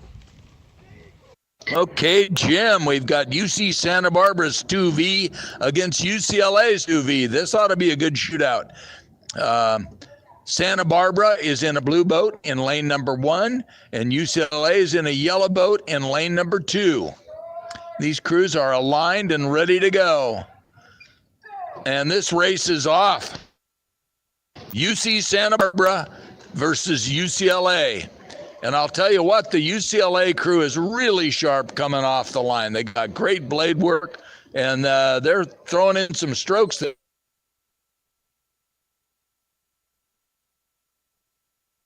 UCLA at 43 strokes in it.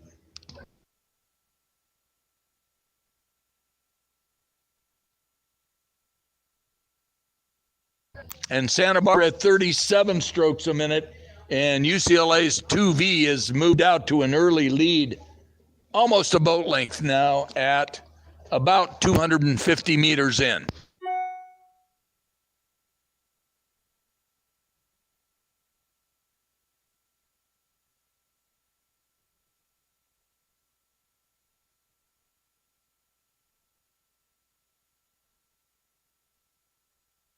Wow, great finish there on that race between USC and UC Irvine.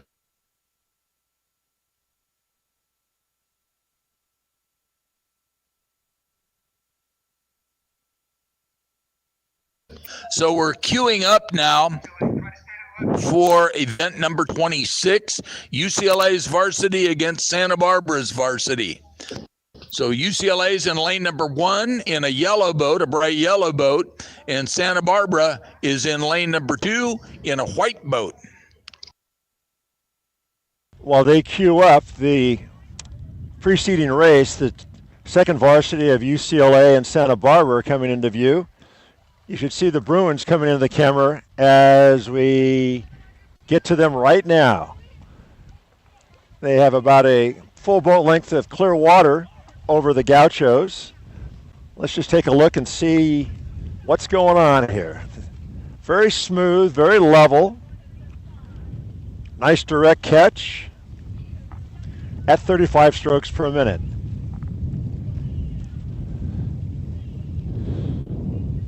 Yeah, Marcel Stiffy's doing a nice job with that UCLA program. And just a very, very, as Bob described, crisp, sharp crew. We're going to slow down here. We'll pick up the Gauchos as they now are a little bit further astern, but UCLA clearly on the lead here with UCA Santa Barbara in second place. Back to you at the start. And we've got to start, Jim, between UCLA's varsity and UC Santa Barbara's varsity. And I'm telling you, these crews look great coming off the line here. UCLA is really sharp, direct to the water. Santa Barbara, really nice looking rowing in both of these crews. UCLA is about 20 strokes in, and they've got about a half a boat length lead. So it looks to me like UCLA's a little bit stunned, a little bit got a burr under their saddle from that race against that Cal crew in the first round. But UCLA's taken charge of this race, and at about 400 meters in, they've got a boat length now over UC Santa Barbara. Really, really nice looking rowing here.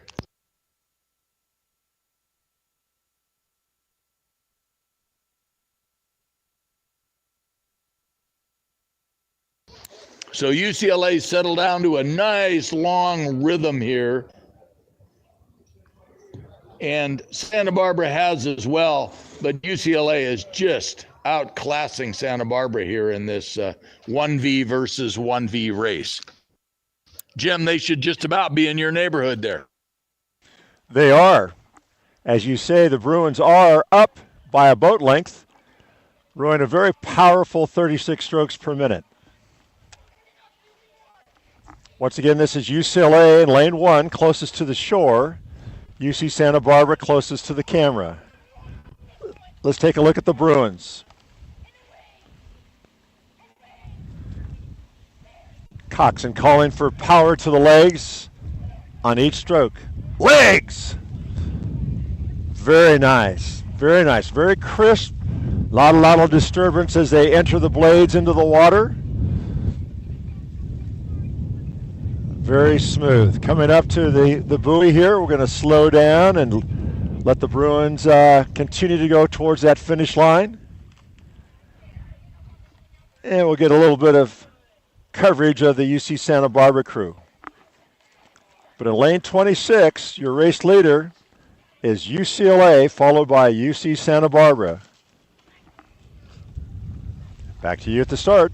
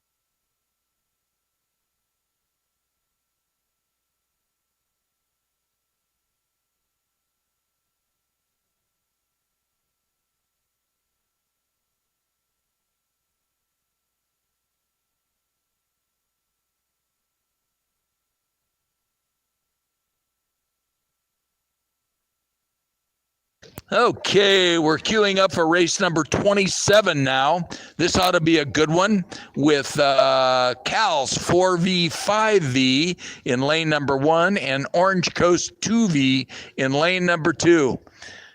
I'll tell you what, as I look out here, there are a lot of big, strong dudes in that Cal 4V, 5V.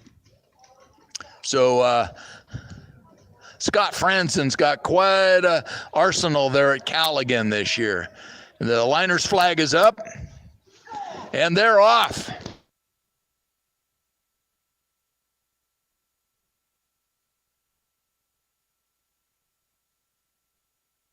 At 43 strokes a minute, the Cal crew's taking really long, aggressive strokes. And I'm telling you, they're finishing all the way through. They look very powerful. And we are 30 seconds into the race, and the Cal crew's got almost a boat length on the Orange Coast guys. So I'm afraid that we're looking at some raw horsepower and a lot of great rowing out here on the water for this race number 27. Jim, we need to hear a little bit from you on this race coming down. Well, here we go. As you say, pretty impeccable blade work as they approach us. They're about 100 meters from my launch here.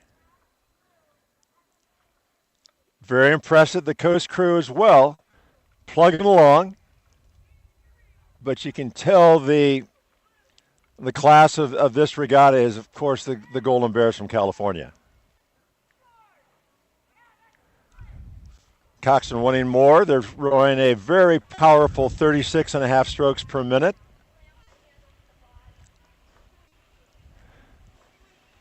The thing, as you say, is the impressiveness of their physicality and the way in which they finish the stroke. If you watch that guy at 4, his left arm, how he accelerates that handle to the body.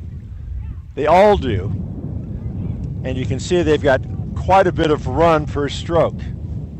That's the name of the game. Leverage, power, and just basically you kick the legs down and you float to the stern. Orange Coast with about 4 or 5 boat lengths of clear water astern as the Golden Bears continue to press towards that finish line. 36.5 strokes for California. Get some footage here of Orange Coast College.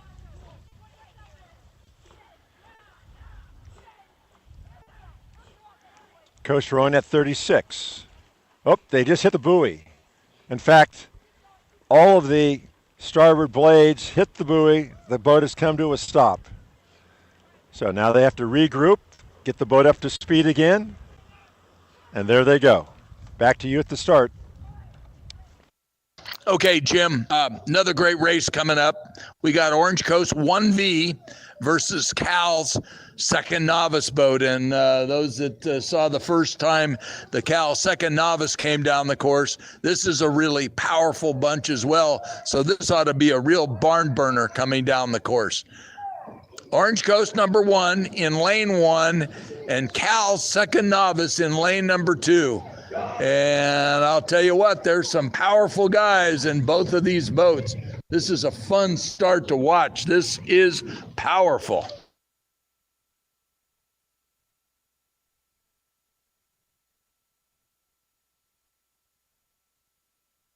So Orange Coast is up by about a seat, 20 strokes in, and they're rowing at 45.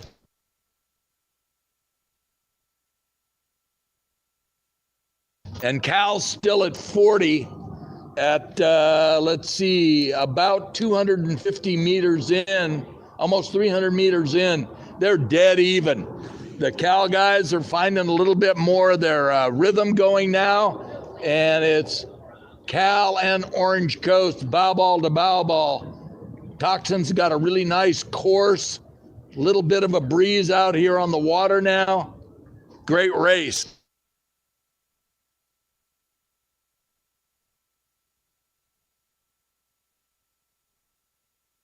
Cal now's at 35 and a half strokes a minute, starting to inch out a little bit on Orange Coast. And the thing you got to remember, again, is these Cal guys are recruited athletes from all over the country, some of the best rowers from their high school crews. Really not very many walk-ons, we call them, novice rowers that row for the first time at Cal. This is a really high-performance elite program, the best intercollegiate program in the country for the last 2 years. And this is the 4th and 5th varsity guys. So, it looks like Scott Franson's got an arsenal full of real great athletes again this year. And I'm sure that these guys are, this being the second novice boat, are enjoying the chance to have a chance to race here today.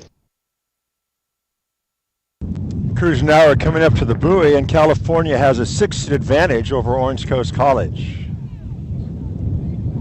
Orange Coast closest to the shore, yellow boat, white singlets, orange stripe, giving this California quite a race. Get a stroke check here on the Golden Bears. Coast is moving back a bit.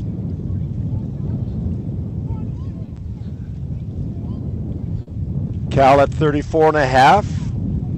Relative speed is the same.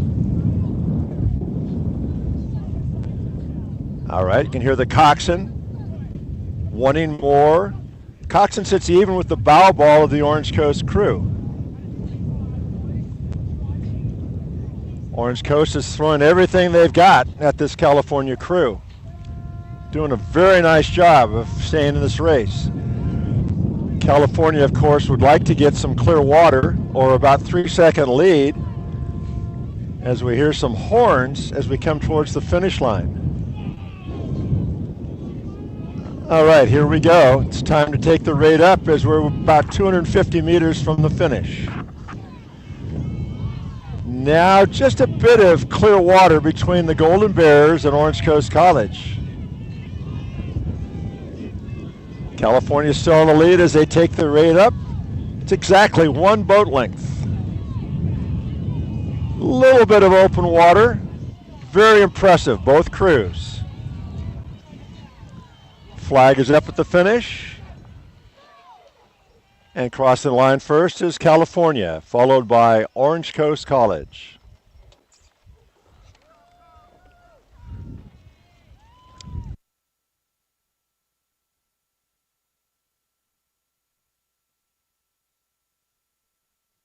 Okay, we got a little bit more of a break here. Should be 10 or 15 minutes before the next races are going off. So might want to hit the head, get a drink, enjoy the day. It doesn't get much better than this in March here in Newport Beach. So have a good break.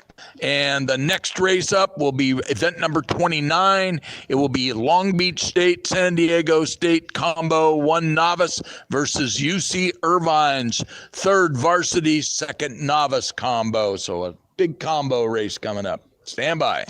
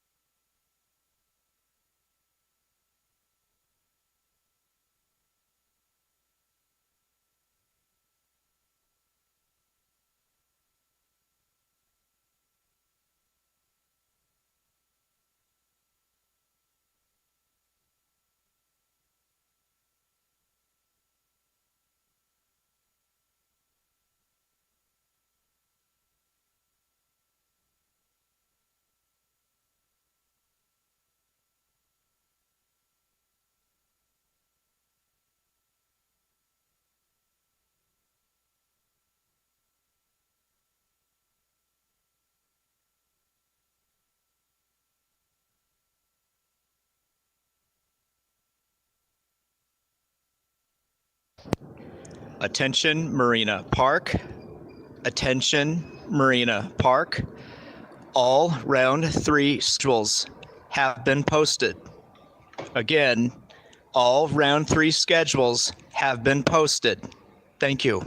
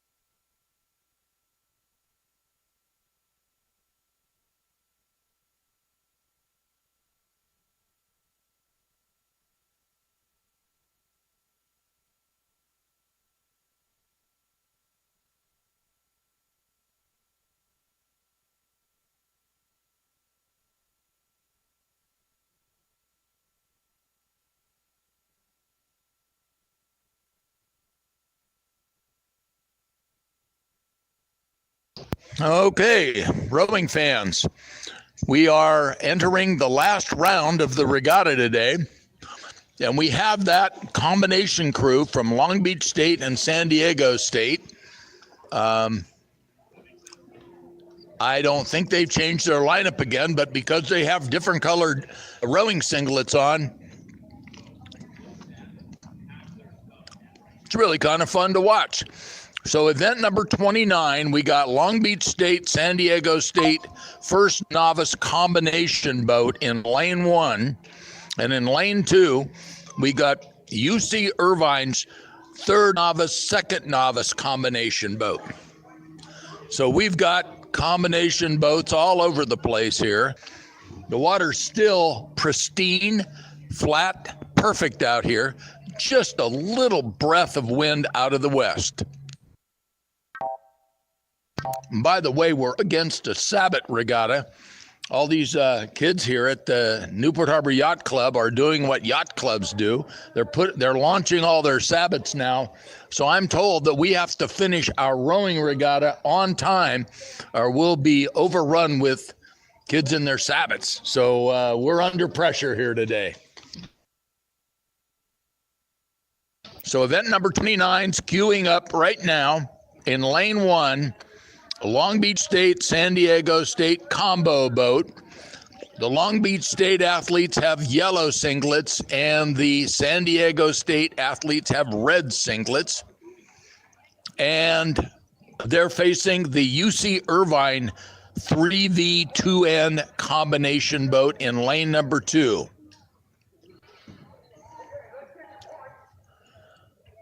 And we're queuing up for a start here. We will have a start any moment. Oh, by the way, I have to say I'm partial to that Irvine crew out there because they're racing a black boat with a yellow anteater on the bow. And how can you say UCI without saying anteater? Okay, the crews are lined up. They're aligned. And they are off. The crews are very close together. So let's hope we don't have another clash here. Oh, and we did. And one of the Irvine athletes caught a crab and then got the oar handle right in the smile. So I hope she's okay. Right now, she's trying to get her oar back, and that was a real haymaker. The officials trying to get the crews back again so they can realign and get another start.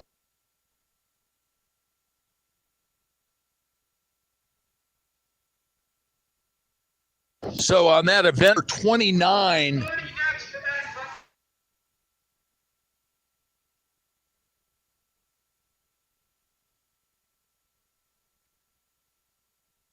so what they're going to do, I think, is pull event number 30 up and start them ahead of event 29, but we'll find out in a hurry here.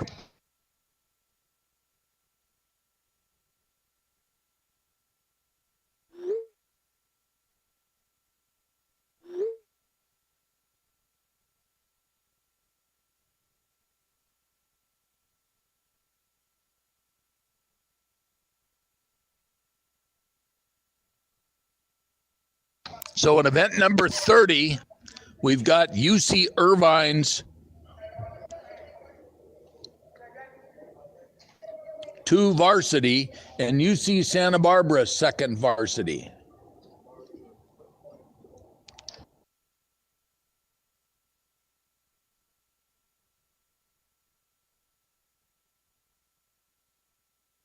Okay, Santa Barbara's 2nd varsity is going to be in lane 1. And Irvine's 2nd varsity is going to be in lane number 2.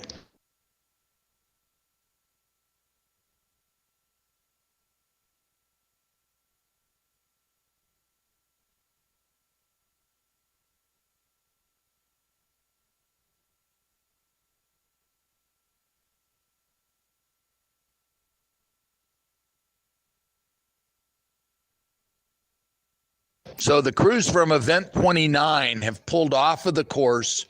They're going to paddle back behind the start, and we're going to have the crews from event number 30 go off first.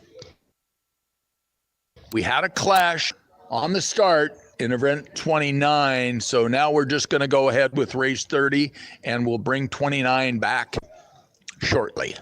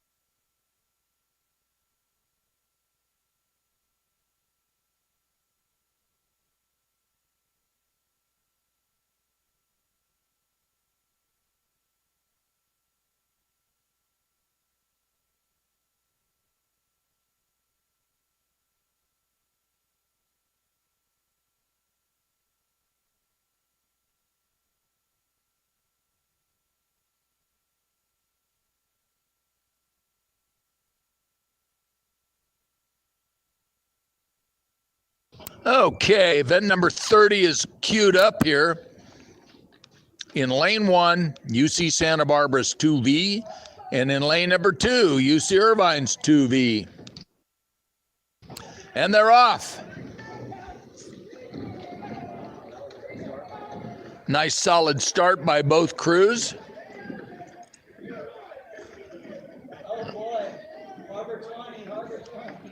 Oh, gee. Now we got a sailboat on the course that's stern drifted out in front of Santa Barbara. And that's a shame. I don't see the officials calling anybody back here. So we've got a challenge on our hands.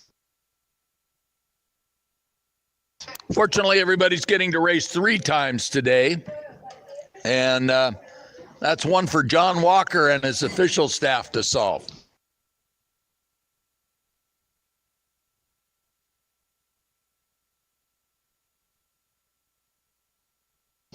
UC Santa Barbara in lane 1 actually ran into a sailboat here and had to stop a little bit, but they're back underway and they're half a length down. So maybe this will sort itself out as we go down the race course.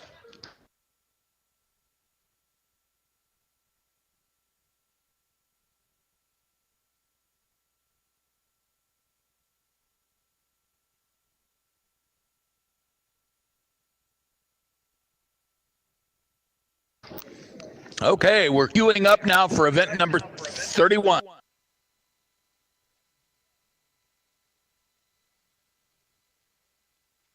Jim, why don't you tell us how this is getting solved down there with Santa Barbara and UCI?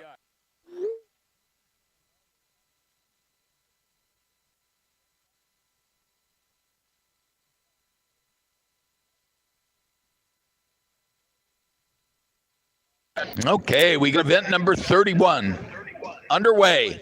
UC Santa Barbara's first novice and Arizona State's varsity. And Arizona State's varsity are the early leaders here. 15 strokes in, they got about a half a boat length lead over Santa Barbara.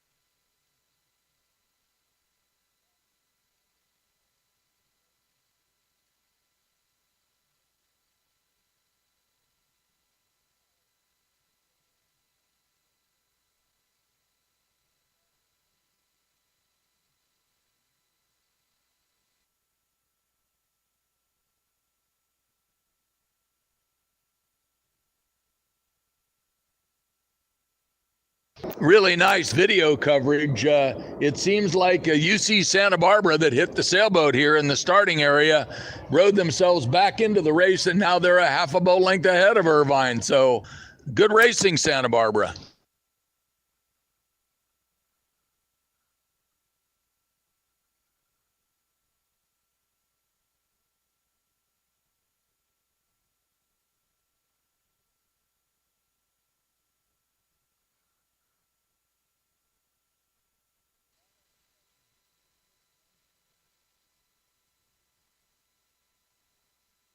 And I see on our monitor here that Arizona State's varsity is in a very dominant position over Santa Barbara's novice crew.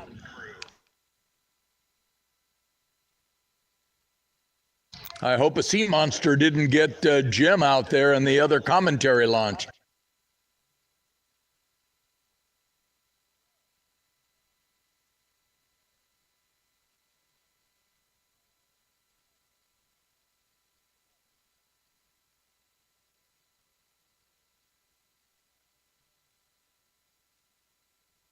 Okay, coming up next, UC Irvine's women's varsity versus UC Santa Barbara's women's varsity.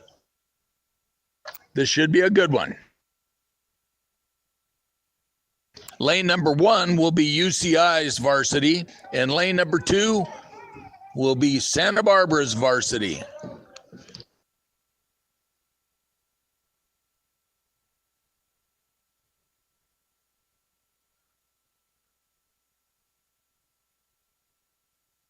Okay, stand by. I think we're reordering the events again.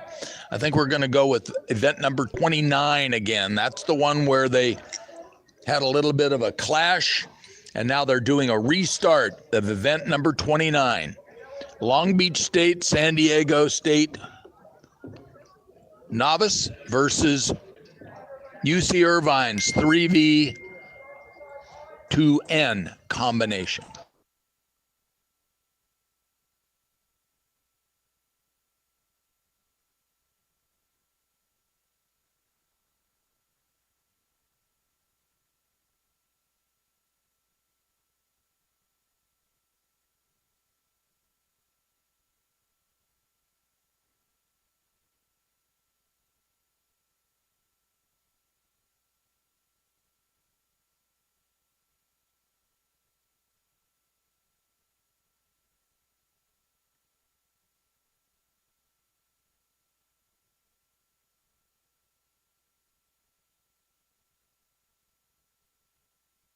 Yes. Next up, event number 29, a restart of Long Beach State, San Diego State versus UC Irvine.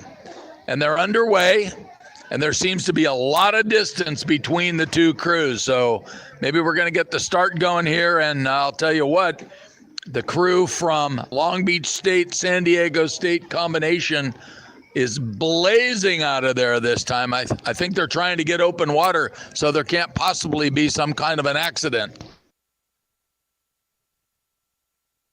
So at about 150 meters in, the combination crew, Long Beach State, San Diego State, has almost a boat length over the combination crew from UC Irvine.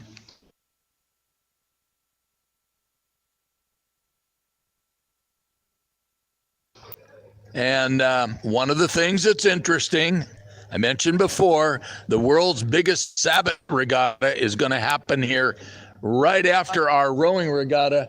And right now we've got about 1 million little one-person Sabbath sailboats all trolling around the starting area. I just got back up because we had to restart races. What's going So this should be interesting.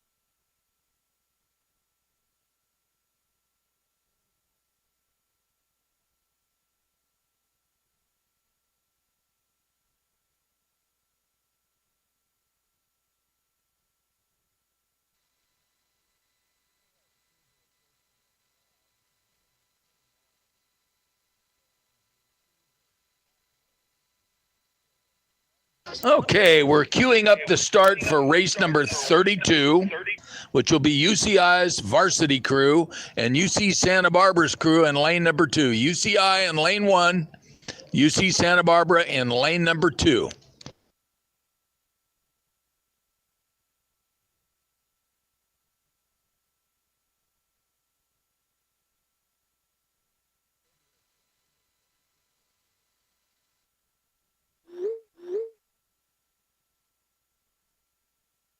And the aligner's flag is up.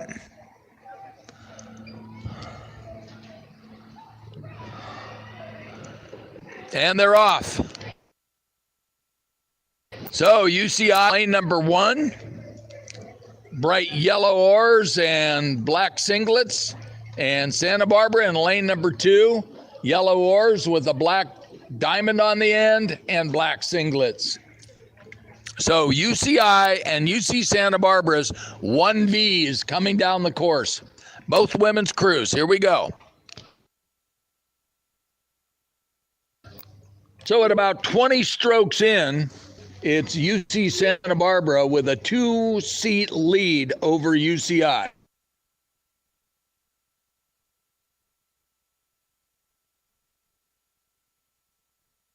Santa Barbara rowing at 36.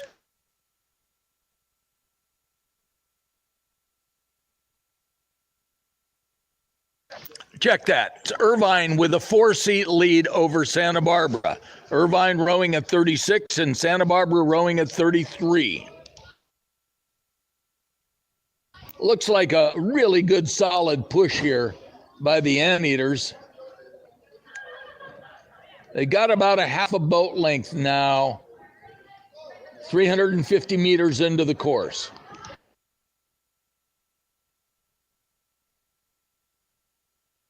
But Santa Barbara's holding them at just a half a boat length.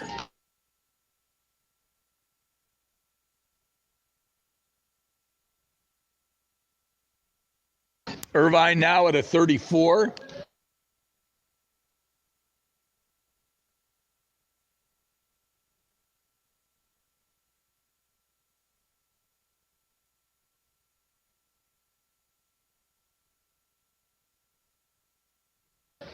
Santa Barbara at about a 33, and they're 600 meters down the course now, almost halfway. And Irvine's hanging on to that half boat length lead.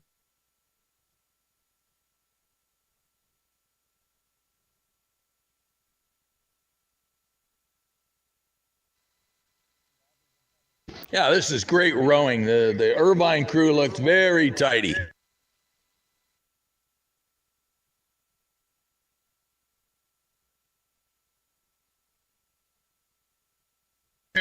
So it's Irvine, maybe creeping out just about to 2/3 of a boat length now over Santa Barbara.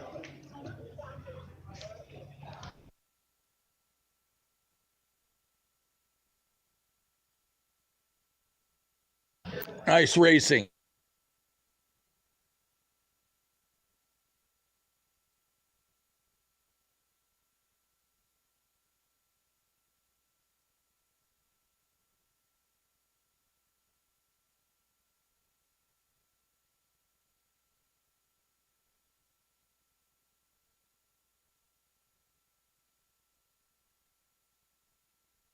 I don't know what happened. Our other commentator, Coach Jim out there, maybe Sea Monster got him here in Newport Harbor today. But things are getting really interesting here in the starting area with the Sabot Navy getting ready for their regatta. We've got yacht club tenders pulling in sabots from all over Newport, maybe Huntington Beach, and even San Juan Capistrano here. Very interesting.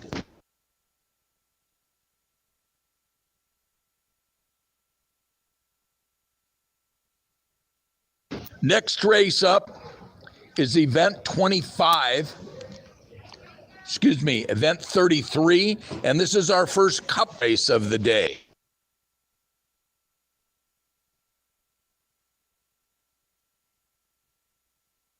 going to be Cal's 5V versus Cal's 4V women's cruise.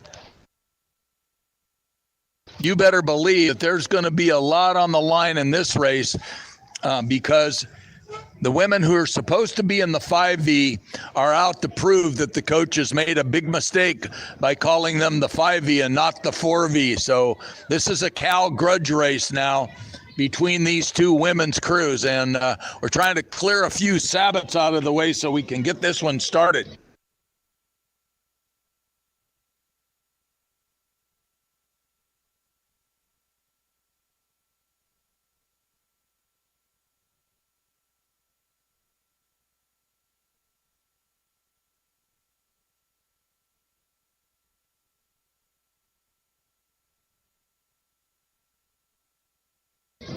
It's all good. It's clearing up down here. And I'll tell you what, these Cal coxswains are well coached. They know what to do. As soon as we get enough sabots out of the way and enough tender launches out of the way, these two crews will be up on the starting line and they'll be setting the water on fire here in Newport Beach.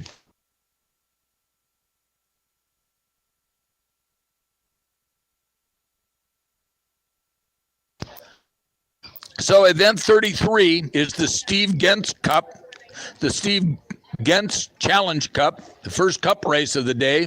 In lane number 1 is Cal's 5V, women's 5V, and in lane number 2 is Cal's 4V. So I can see this is going to be a great grudge race.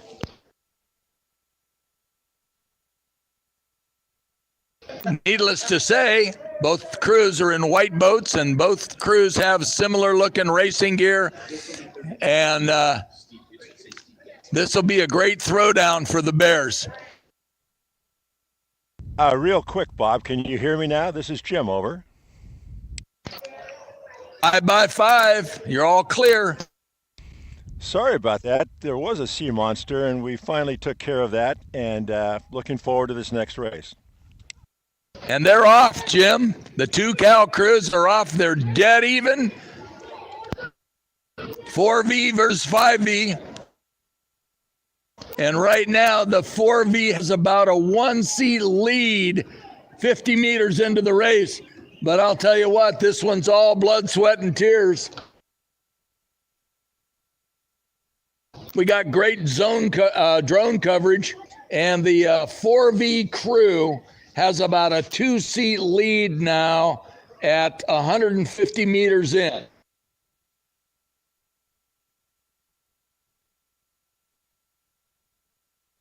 Four V's rowing at 37.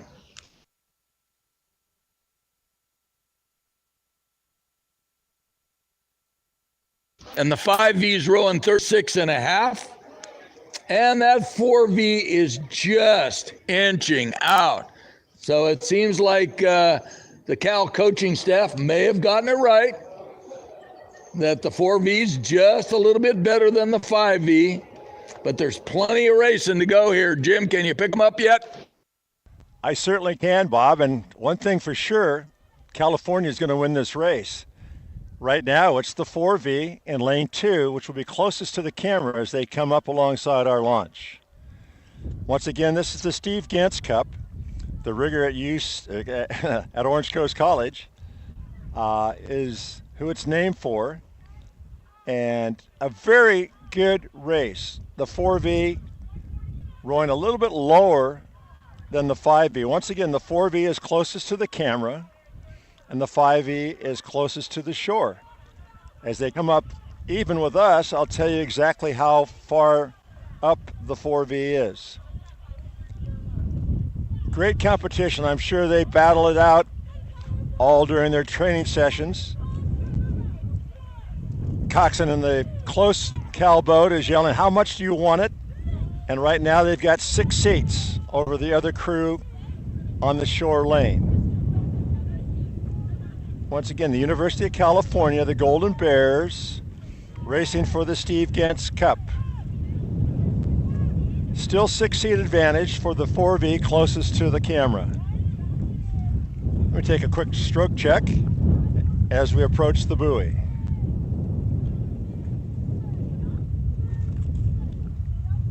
.34.5 for the lead boat.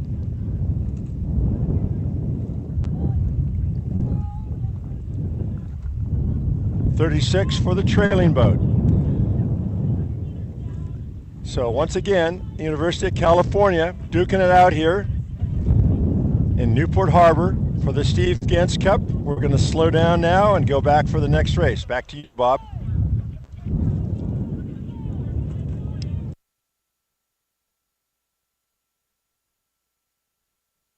Okay, Jim, indeed. We're getting ready for event number 34, and this will be two men's crews. We're going to get them started at about 10:40, so we got a little bit of a break here. So go ahead and follow this one down as far as you can, because the next race isn't supposed to start for a couple minutes. Will do. 10 minutes. Will do. We've got to go catch them. We turned around, and so we'll Cole Villa will put it pedal to the metal and see if we can get the last 200 meters. Once again, it looks a little bit closer now as we catch up from the stern, and we're going to get some video on this. Once again, as we get close to the finish line, the coxswain will call for the rate to come up. Hopefully the speed of the crew will come up as well. Once again, we have two California crews racing here. The one away from the shore was the early leader as we turned around. That's the 4V. The inside crew seems to be rowing a little bit higher. That's the 5V. So it looks like a very tight finish. Maybe the 5V has closed the gap and has an overlap. There's about 5 strokes to go. And it's going to be California across first with their 4V crew, followed by the California 5V crew.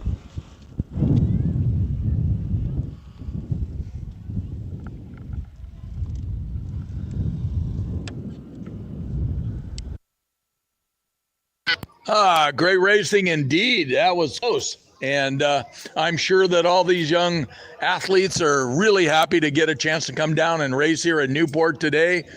Beautiful day, good road trip, good chance to bring the Bears on the road. So congratulations to the whole women's crew there at the University of California.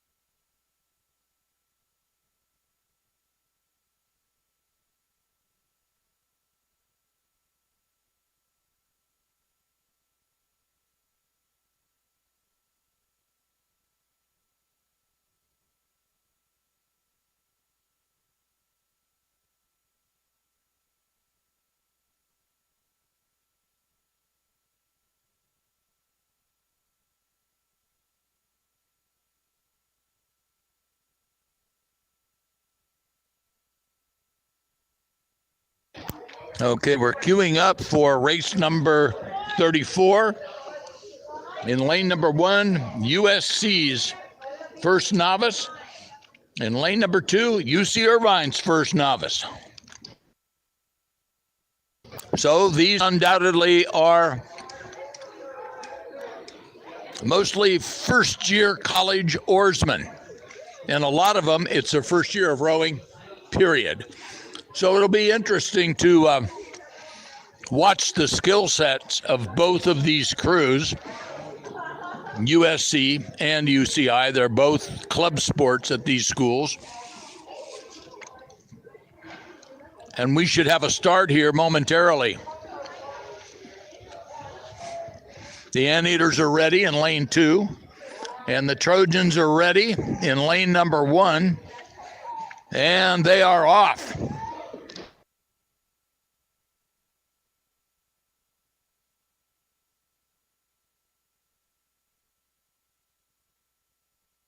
USC's off at 35 strokes a minute.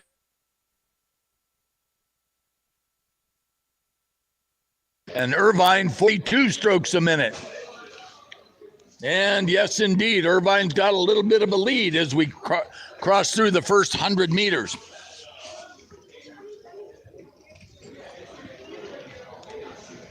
At almost 200 meters, Irvine has,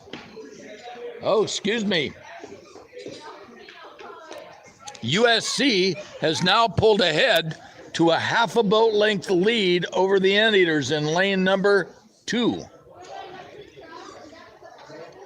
So USC showing some real power there in lane number 1.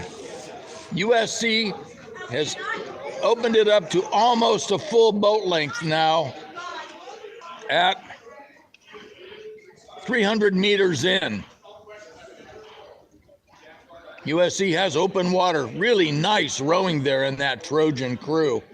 Solid, long strokes. Jim, they could be just about in your area now. In fact, they are. They're about 50 meters from us, and as you say, the Trojans rowing very comfortably on the lead by a little bit of open water. Very impressive performance all the way around for the USC program this morning.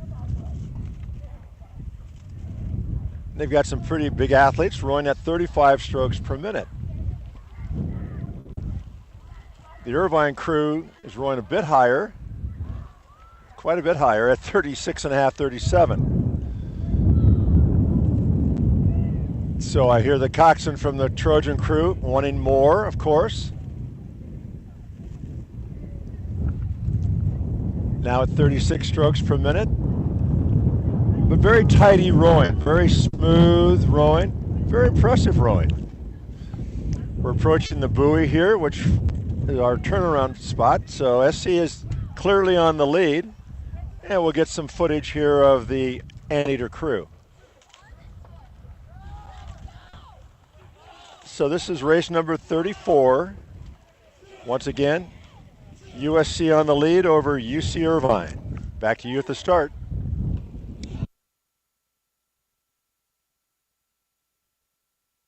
Thanks, Jim. We're getting ready for race number 35 here. This will be Long Beach State 1N 1V versus San Diego State 1N 1V. So we got combination crews in both of these crews here. Long Beach will be in lane 1 and San Diego State will be in lane 2. And as I speak, I don't see either one of the crews, as a matter of fact. So we'll have to chill here for a minute until these crews come around the corner.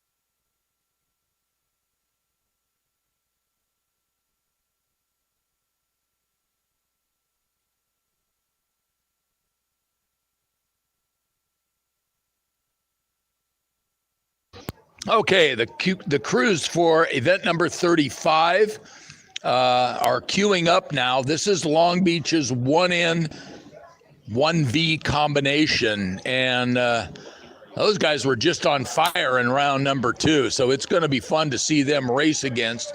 And they're going off against San Diego State's 1V, 1N combo.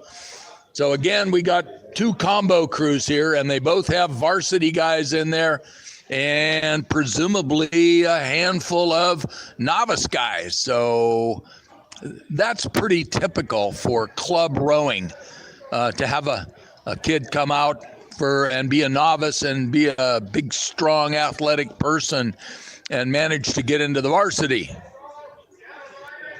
So they're lined up now, and they are off. This is going to be a barn burner.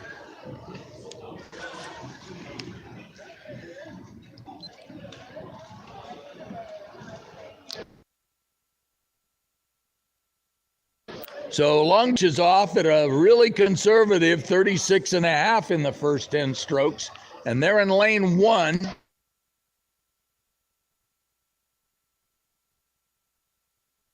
And San Diego State's in red jerseys in lane number 2, and they're off at 41 strokes a minute. And yes, indeed, that Long Beach crew has some power. They're long and low, and they've got a half a boat length just 150 meters into the race. They're a half a boat length over San Diego State.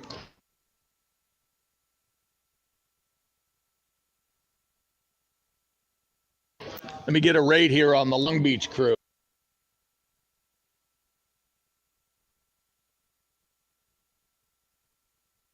Long Beach is 34.5. That's a nice solid rate for this time of the year. And I'm not sure who's coaching at Long Beach now, but they're doing Scott Irvine is coaching at Long Beach, and that young lad got some rowing smarts because his crew looks really sharp, good length through the water, good power. They've got open water now on San Diego State.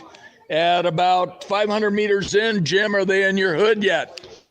Yes, they are. The brothers are in the hood, and the 49ers do have some open water, and as you say, rowing very nicely.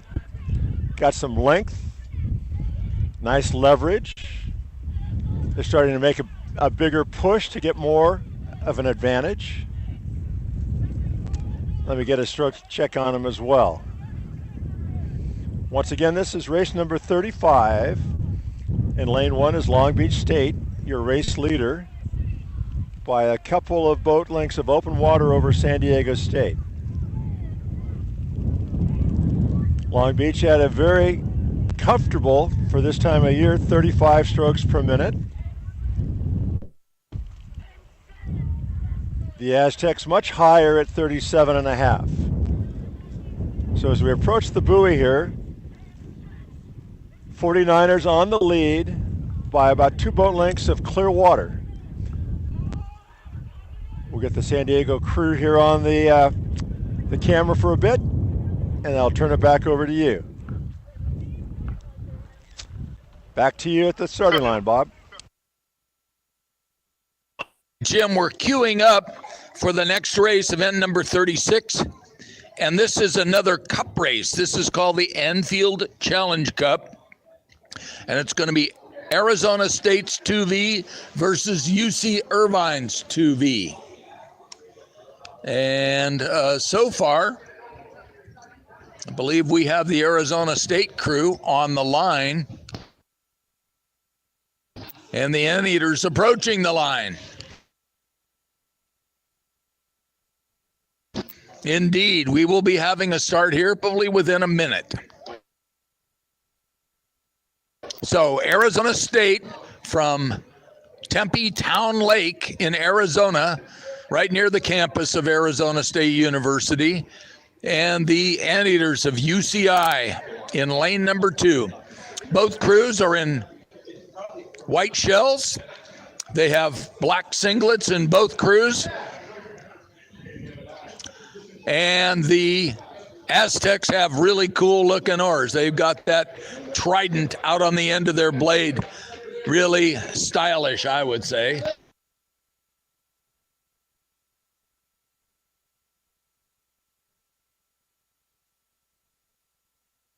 Crews are pulling up even.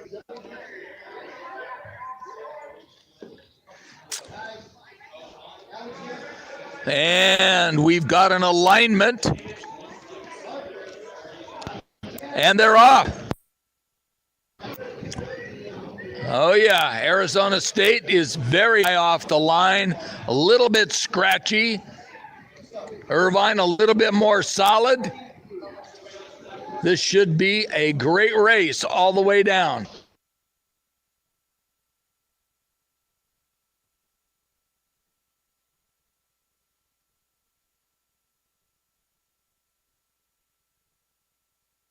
Arizona is over 50 strokes a minute, so we'll see how long they can sustain that one.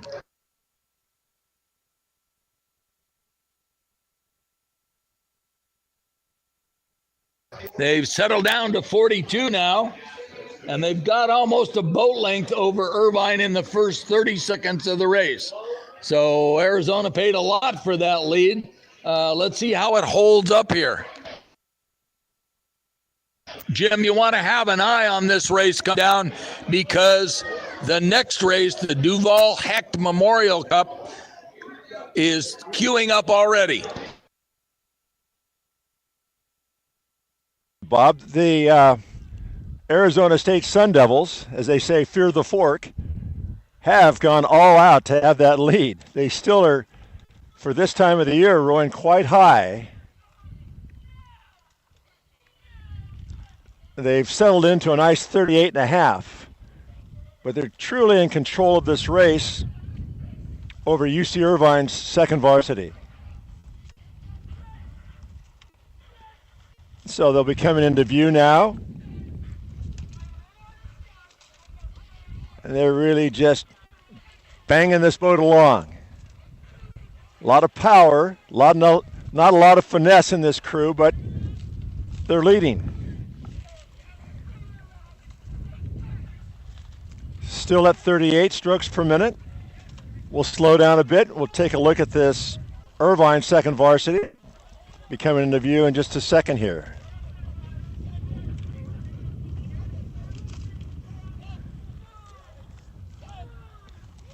Rowing a more comfortable 33 strokes per minute. Foreman's certainly putting all he's got into it. And we're just going to slow down and get ready for the next race. So it's Arizona State, your race leader. Unless some calamity happens, they should finish in the first position, followed by UC Irvine. And Jim, event number 37, the Duval Hecht Memorial Cup is coming right at you. It's the UC Santa Barbara's 2V and Arizona State's 1V. They are underway and about 200 meters down the race course, so have an eye for them. And we're queuing up already and that's the Duval Hecht Memorial Cup. We're queuing up already for event 38, the Waypoint Challenge Cup. UCLA's 2V and Orange Coast 2V. Well, this could be a grudge match from way back.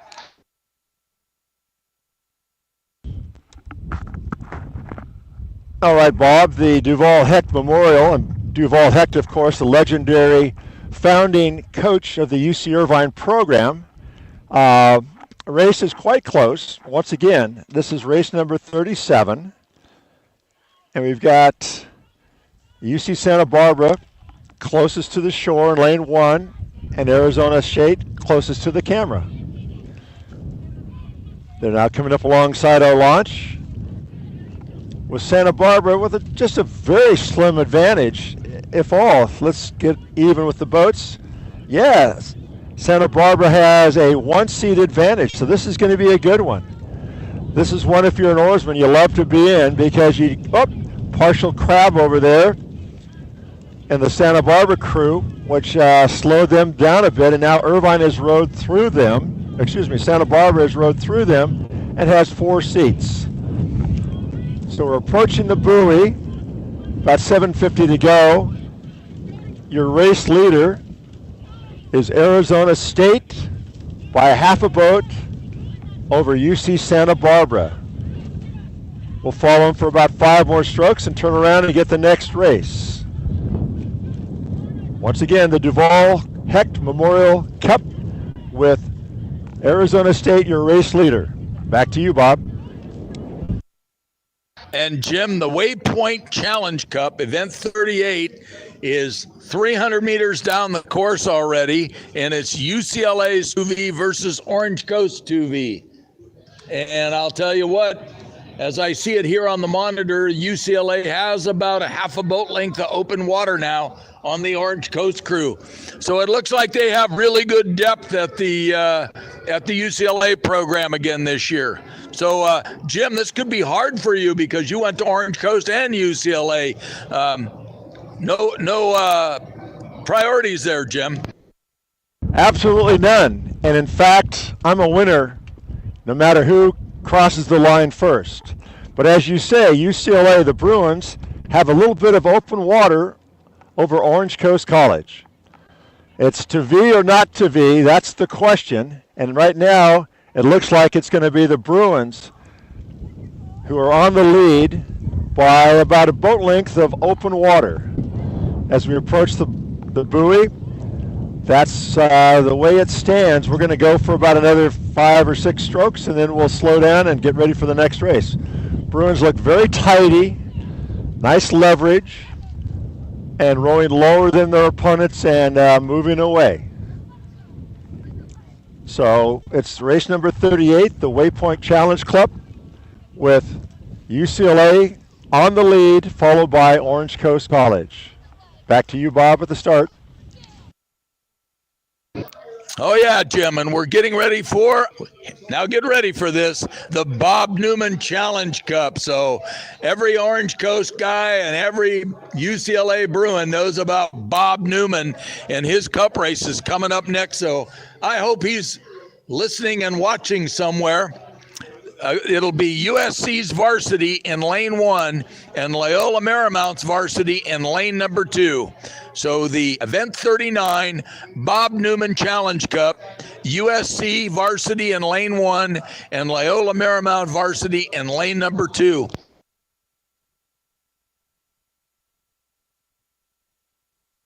And I would say we're probably 2 minutes away from the start on that one.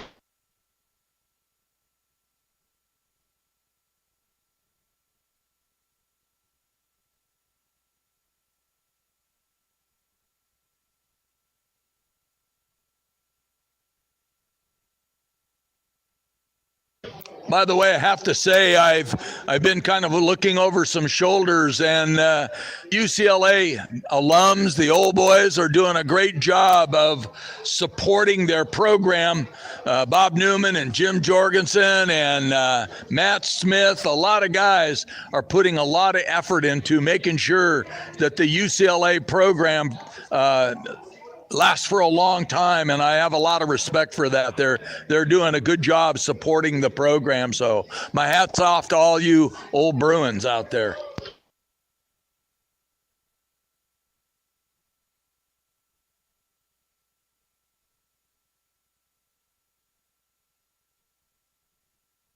Okay, we're queuing up now for the Bob Newman Challenge Cup. USC varsity in lane 1 in a brand new yellow boat out there, and Loyola Marymount in lane number 2, their varsity crew. So 2 club varsity crews, really good crews, and the USA crew had a good solid row the last time down the course, so this should be interesting to see how this event turns out. Crews are aligned. We should have a start here within a matter of seconds.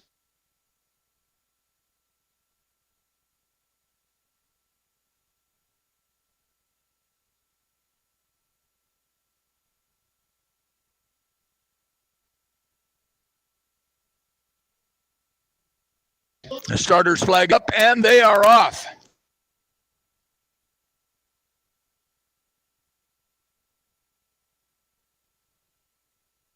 USC's off at 38 strokes a minute.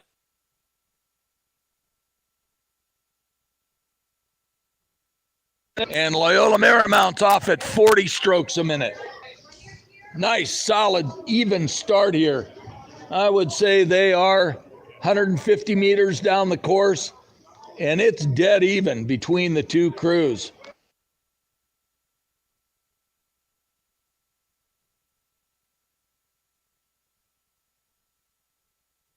USC, 5.5 strokes a minute.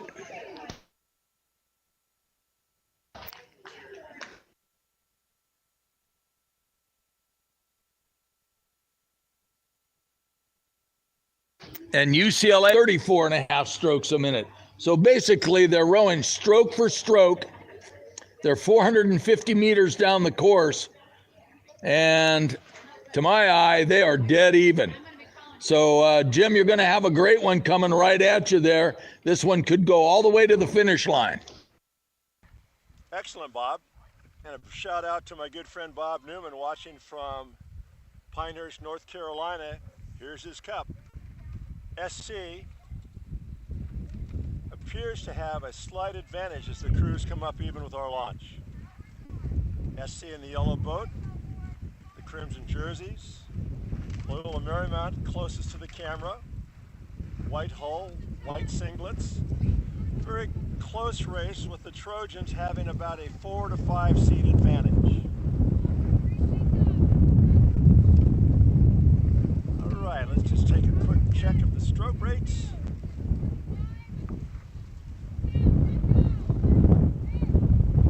SC at a very powerful 35.5 strokes per minute.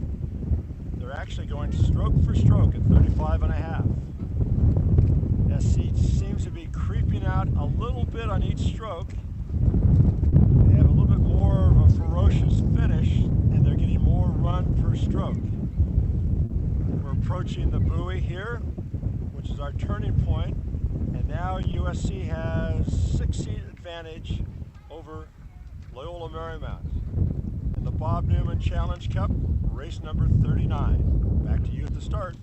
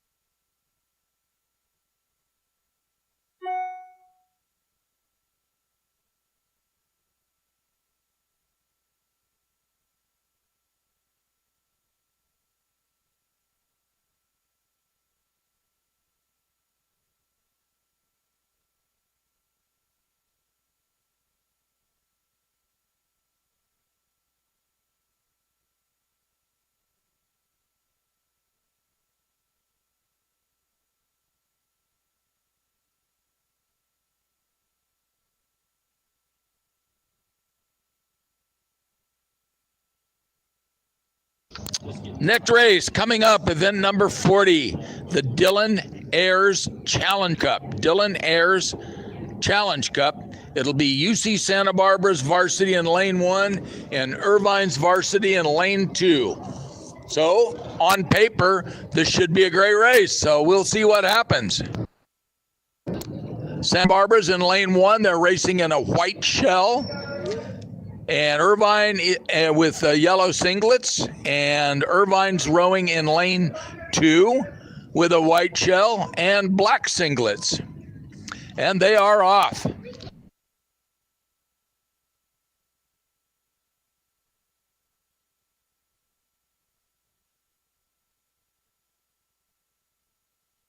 Irvine's off at 40 strokes a minute.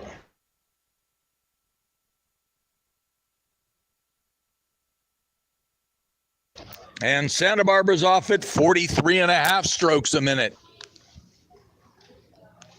And the Gauchos have got just a little bit of a lead now on the Anteaters, and they are about 150 meters down the course.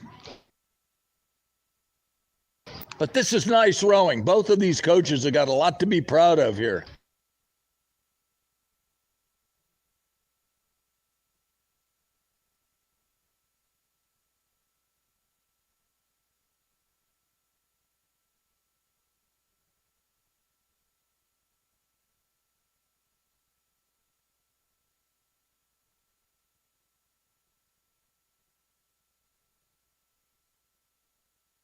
Irvine at a conservative 32.5 strokes a minute. And Santa Barbara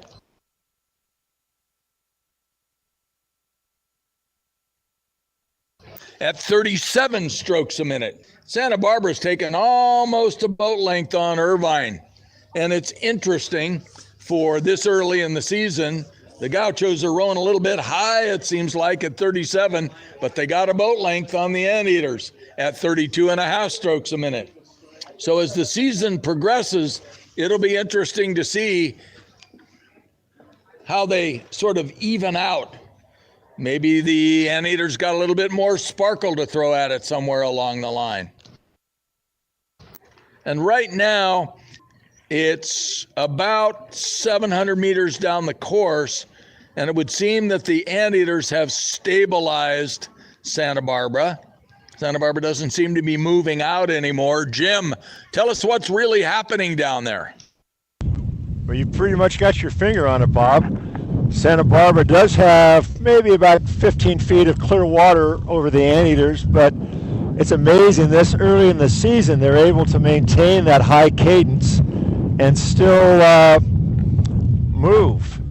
Irvine has a lot of potential for growth, rowing at 4 or 5 strokes lower, and as you say, stabilizing their speed.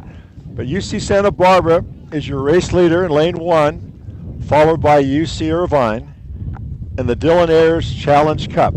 Back to you at the start.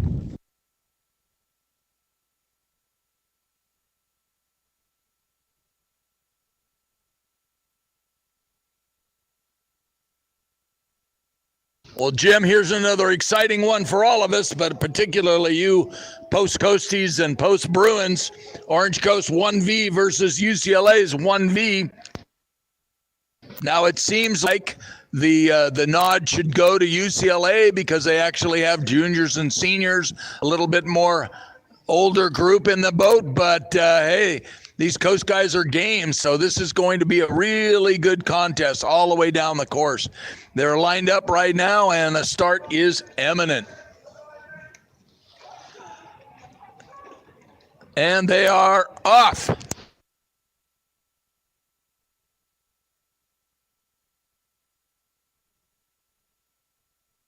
UCLA off at 42.5.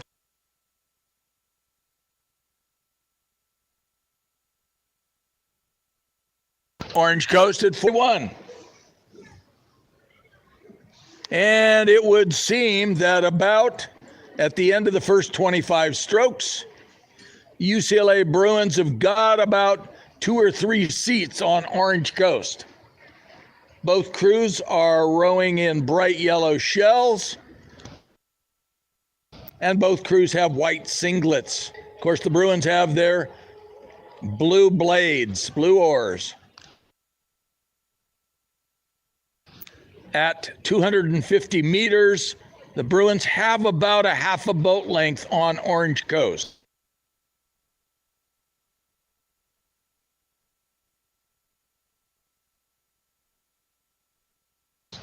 UCLA at 37.5.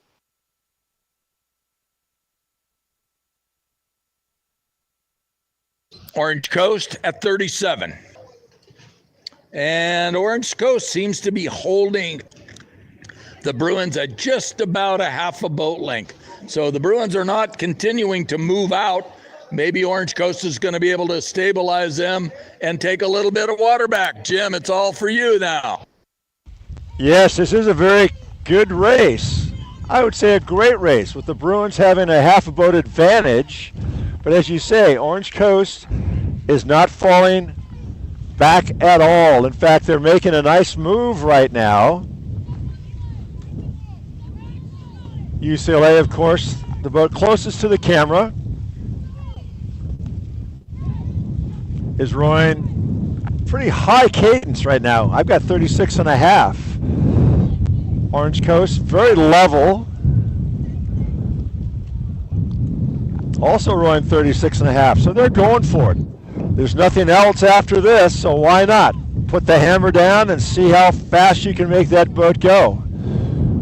Orange Coast now making a move back on the Bruins, sitting only 4 seats down. This might go all the way down to the finish. Orange Coast really moving now, really moving, only 2 seats down.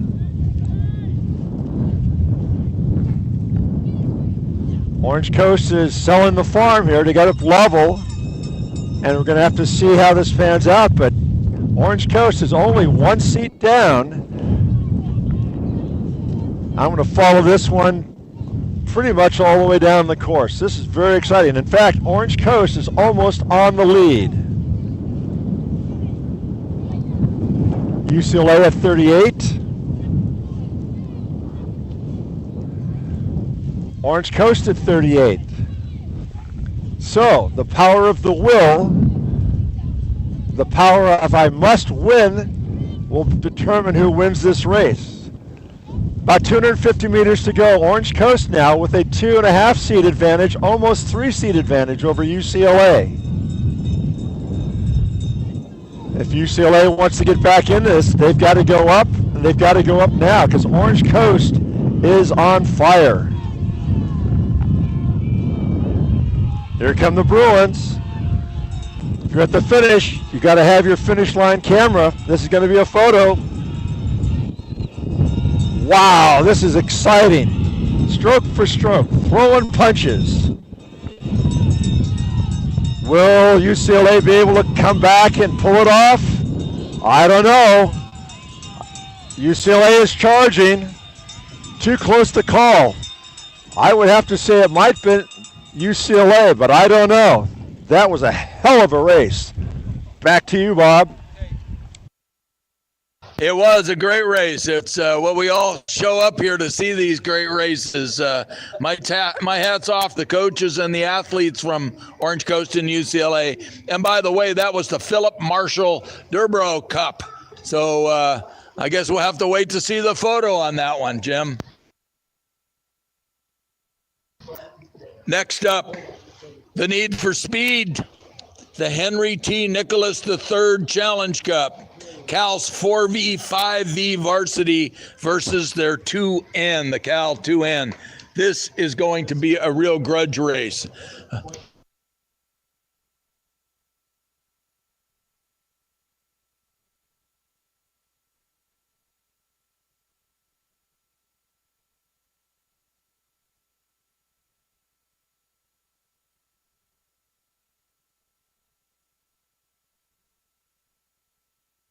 My elves here tell me that Orange Coast had last race, so hats off to the Pirates. Good job.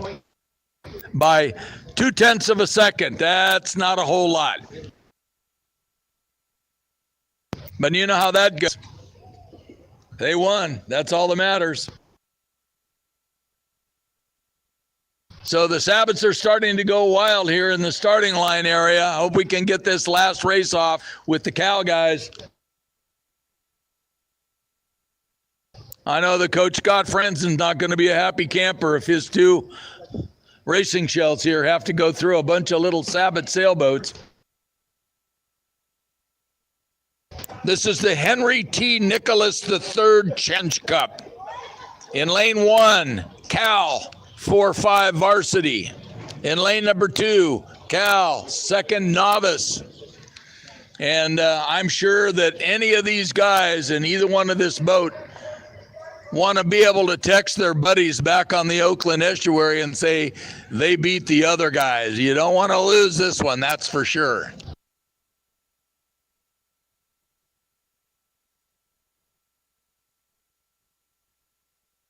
crews are getting lined up here.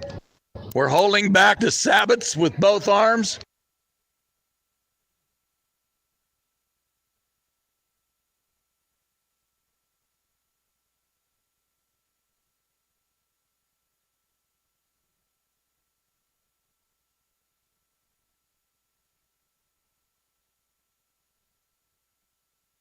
And the crews are aligned.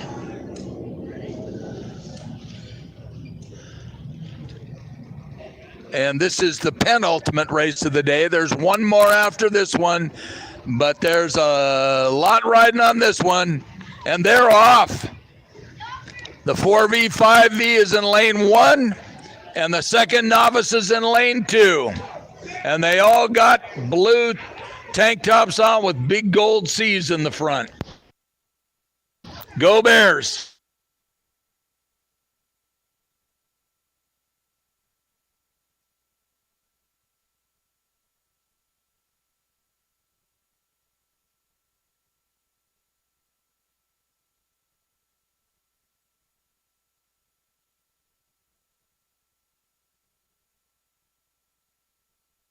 It seems that 200 meters in, the 4V, 5V varsity crew has about a 2-seat lead over the second novice crew.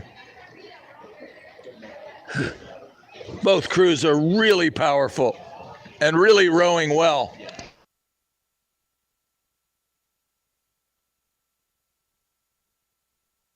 And I'll tell you what, I think they're both going for the course record today here too. And my hat's off to this novice crew, second novice crew, because they're not letting these varsity guys off the hook. This is really, really a close race. It's about 3 seats difference between the two. And Jim, they're probably right there for you right now. In fact, they're right abeam of us, and this second novice 8 is not letting them get out at all. As you say, both crews with incredible power, incredible leverage. It's just very impressive to see quality rowing.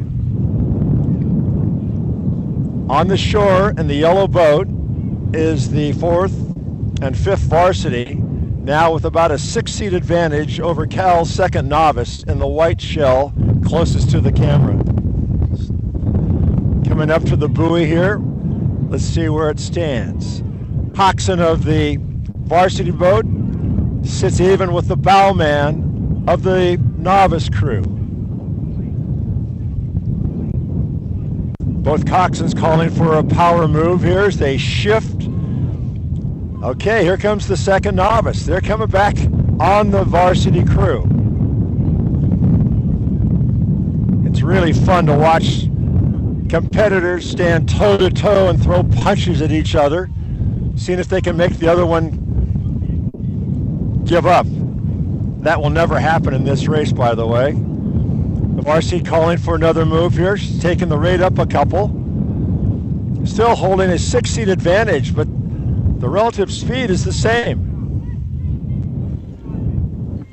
About 250 meters to go. The varsity crew still on the lead, still with 6-seat advantage. I can hear the novice coxswain saying, okay guys, let's do it. Let's go. Let's go.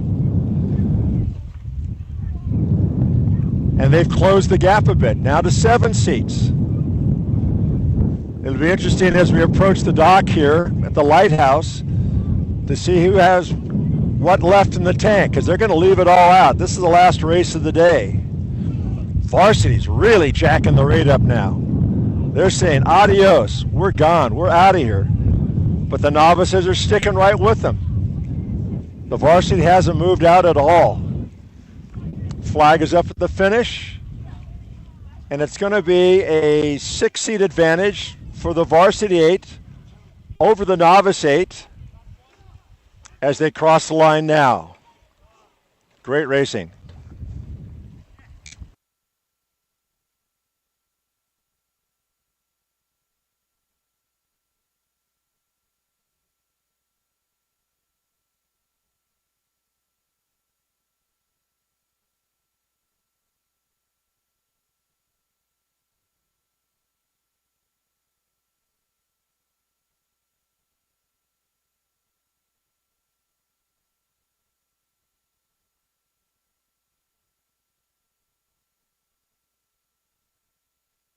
Indeed, Jim. Great racing. We're supposed to have one more race here, and I see one crew approaching the starting line, but nobody else seems to be in sight, so we'll just have to wait and see. And all the Sabbats are launching right now, so chaos and mayhem ensues here in the starting area.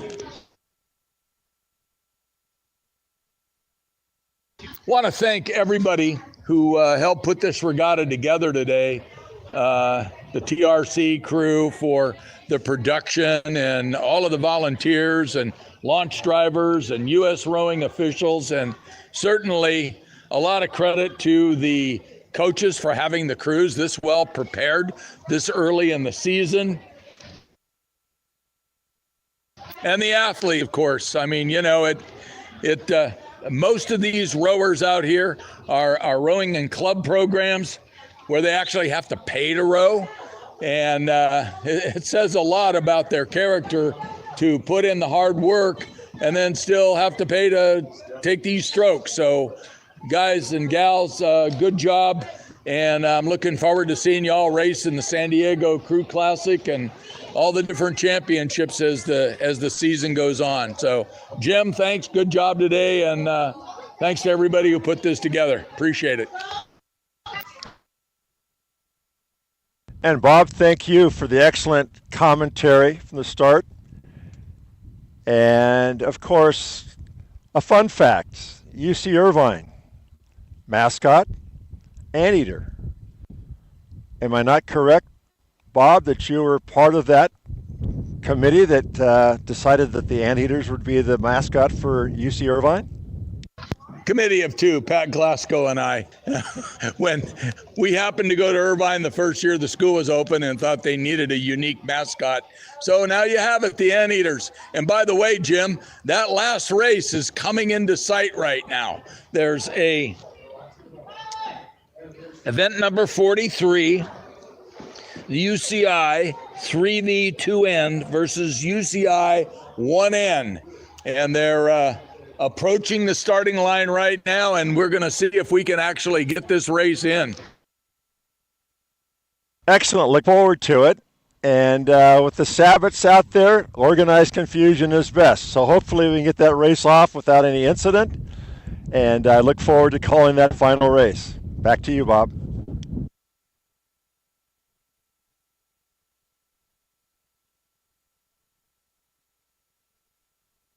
Well, we have two crews here now, and they're both about 3 or 4 minutes away from the starting line, and the starting line is absolutely covered with little one-person sailboats. So your guess is as good as mine.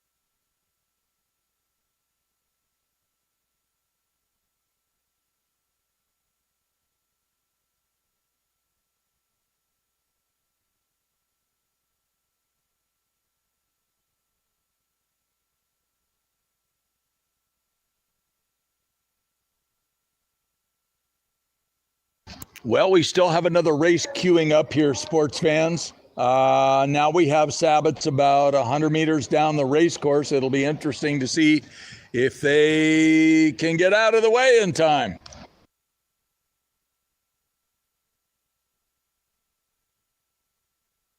For those of you that are not sailors, Sabbats are little tiny one-person sailboats, and it mostly looks like they have kids that are 12 and under sailing them.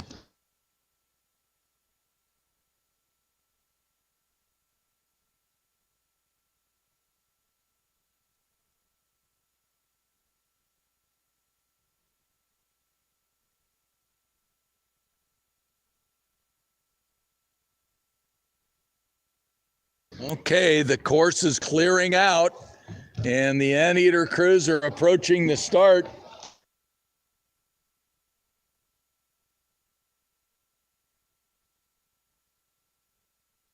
We indeed are going to get this last race out of the way and underway if we can do it within the next 30 seconds.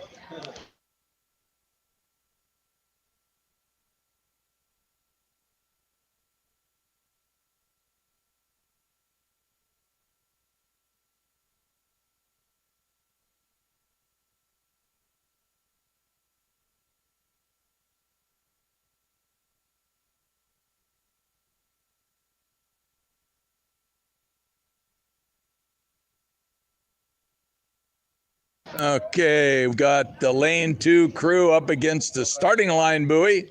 So more excitement, more drama here at the starting line.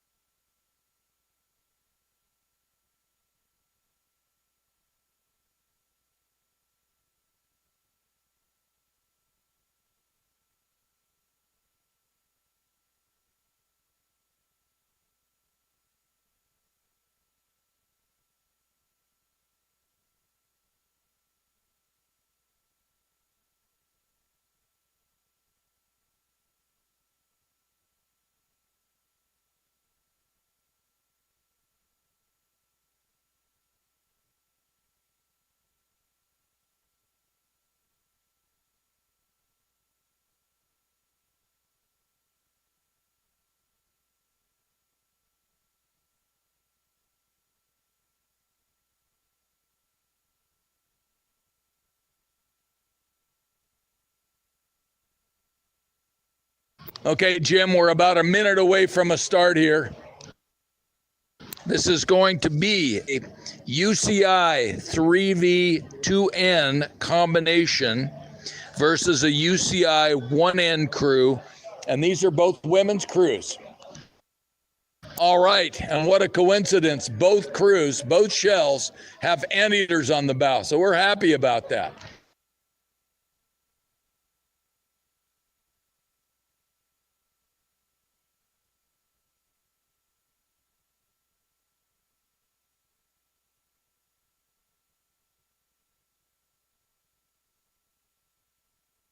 And they are underway. UC Irvine in lane number 2 is taking an early lead. So the novice crew is moving out on the varsity combination boat.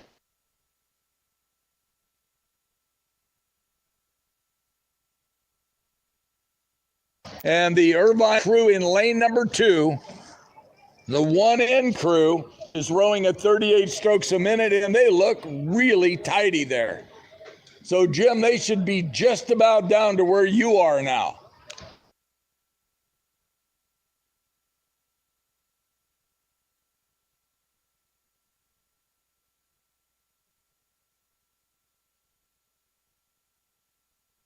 They're still out of range, Bob, but getting closer. They're probably 150 meters from us. So as they come up to us, then we'll let you know what's going on.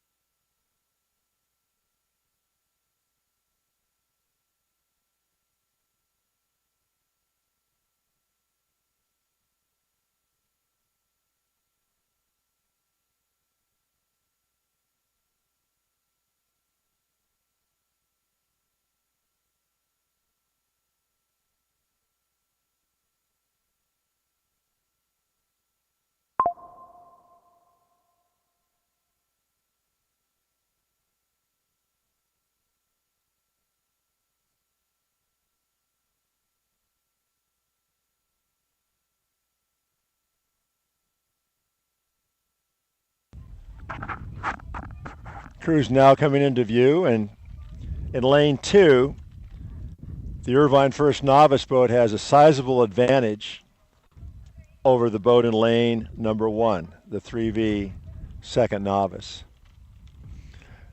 Once again, after watching the California Golden Bears race, you can see that it takes a while to develop those sort of skills. But they're learning, and they're making the boat go forward. Get some close-up shots here.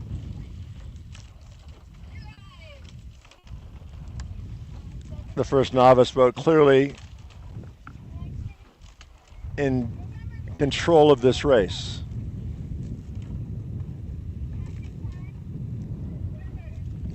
I think they sensed the camera. They're all sitting up and giving it their best performance.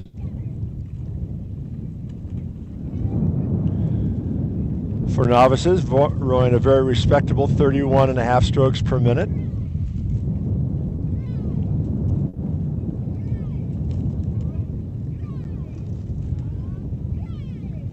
Their coxswain saying, drive those legs down.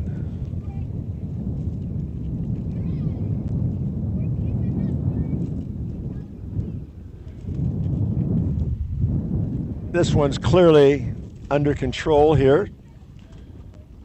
So we're going to let this first novice crew from UC Irvine continue towards the finish. We'll get some air time for this Irvine 3V2N crew, and then we'll return back to the Newport Harbor Yacht Club. Once again, an absolutely perfect day for rowing here in Newport Harbor. And as Bob has said, thanks to everyone that made it possible, particularly the UC Irvine group, and of course the TRC. This is Jim Jorgensen, your On the Water announcer, signing off.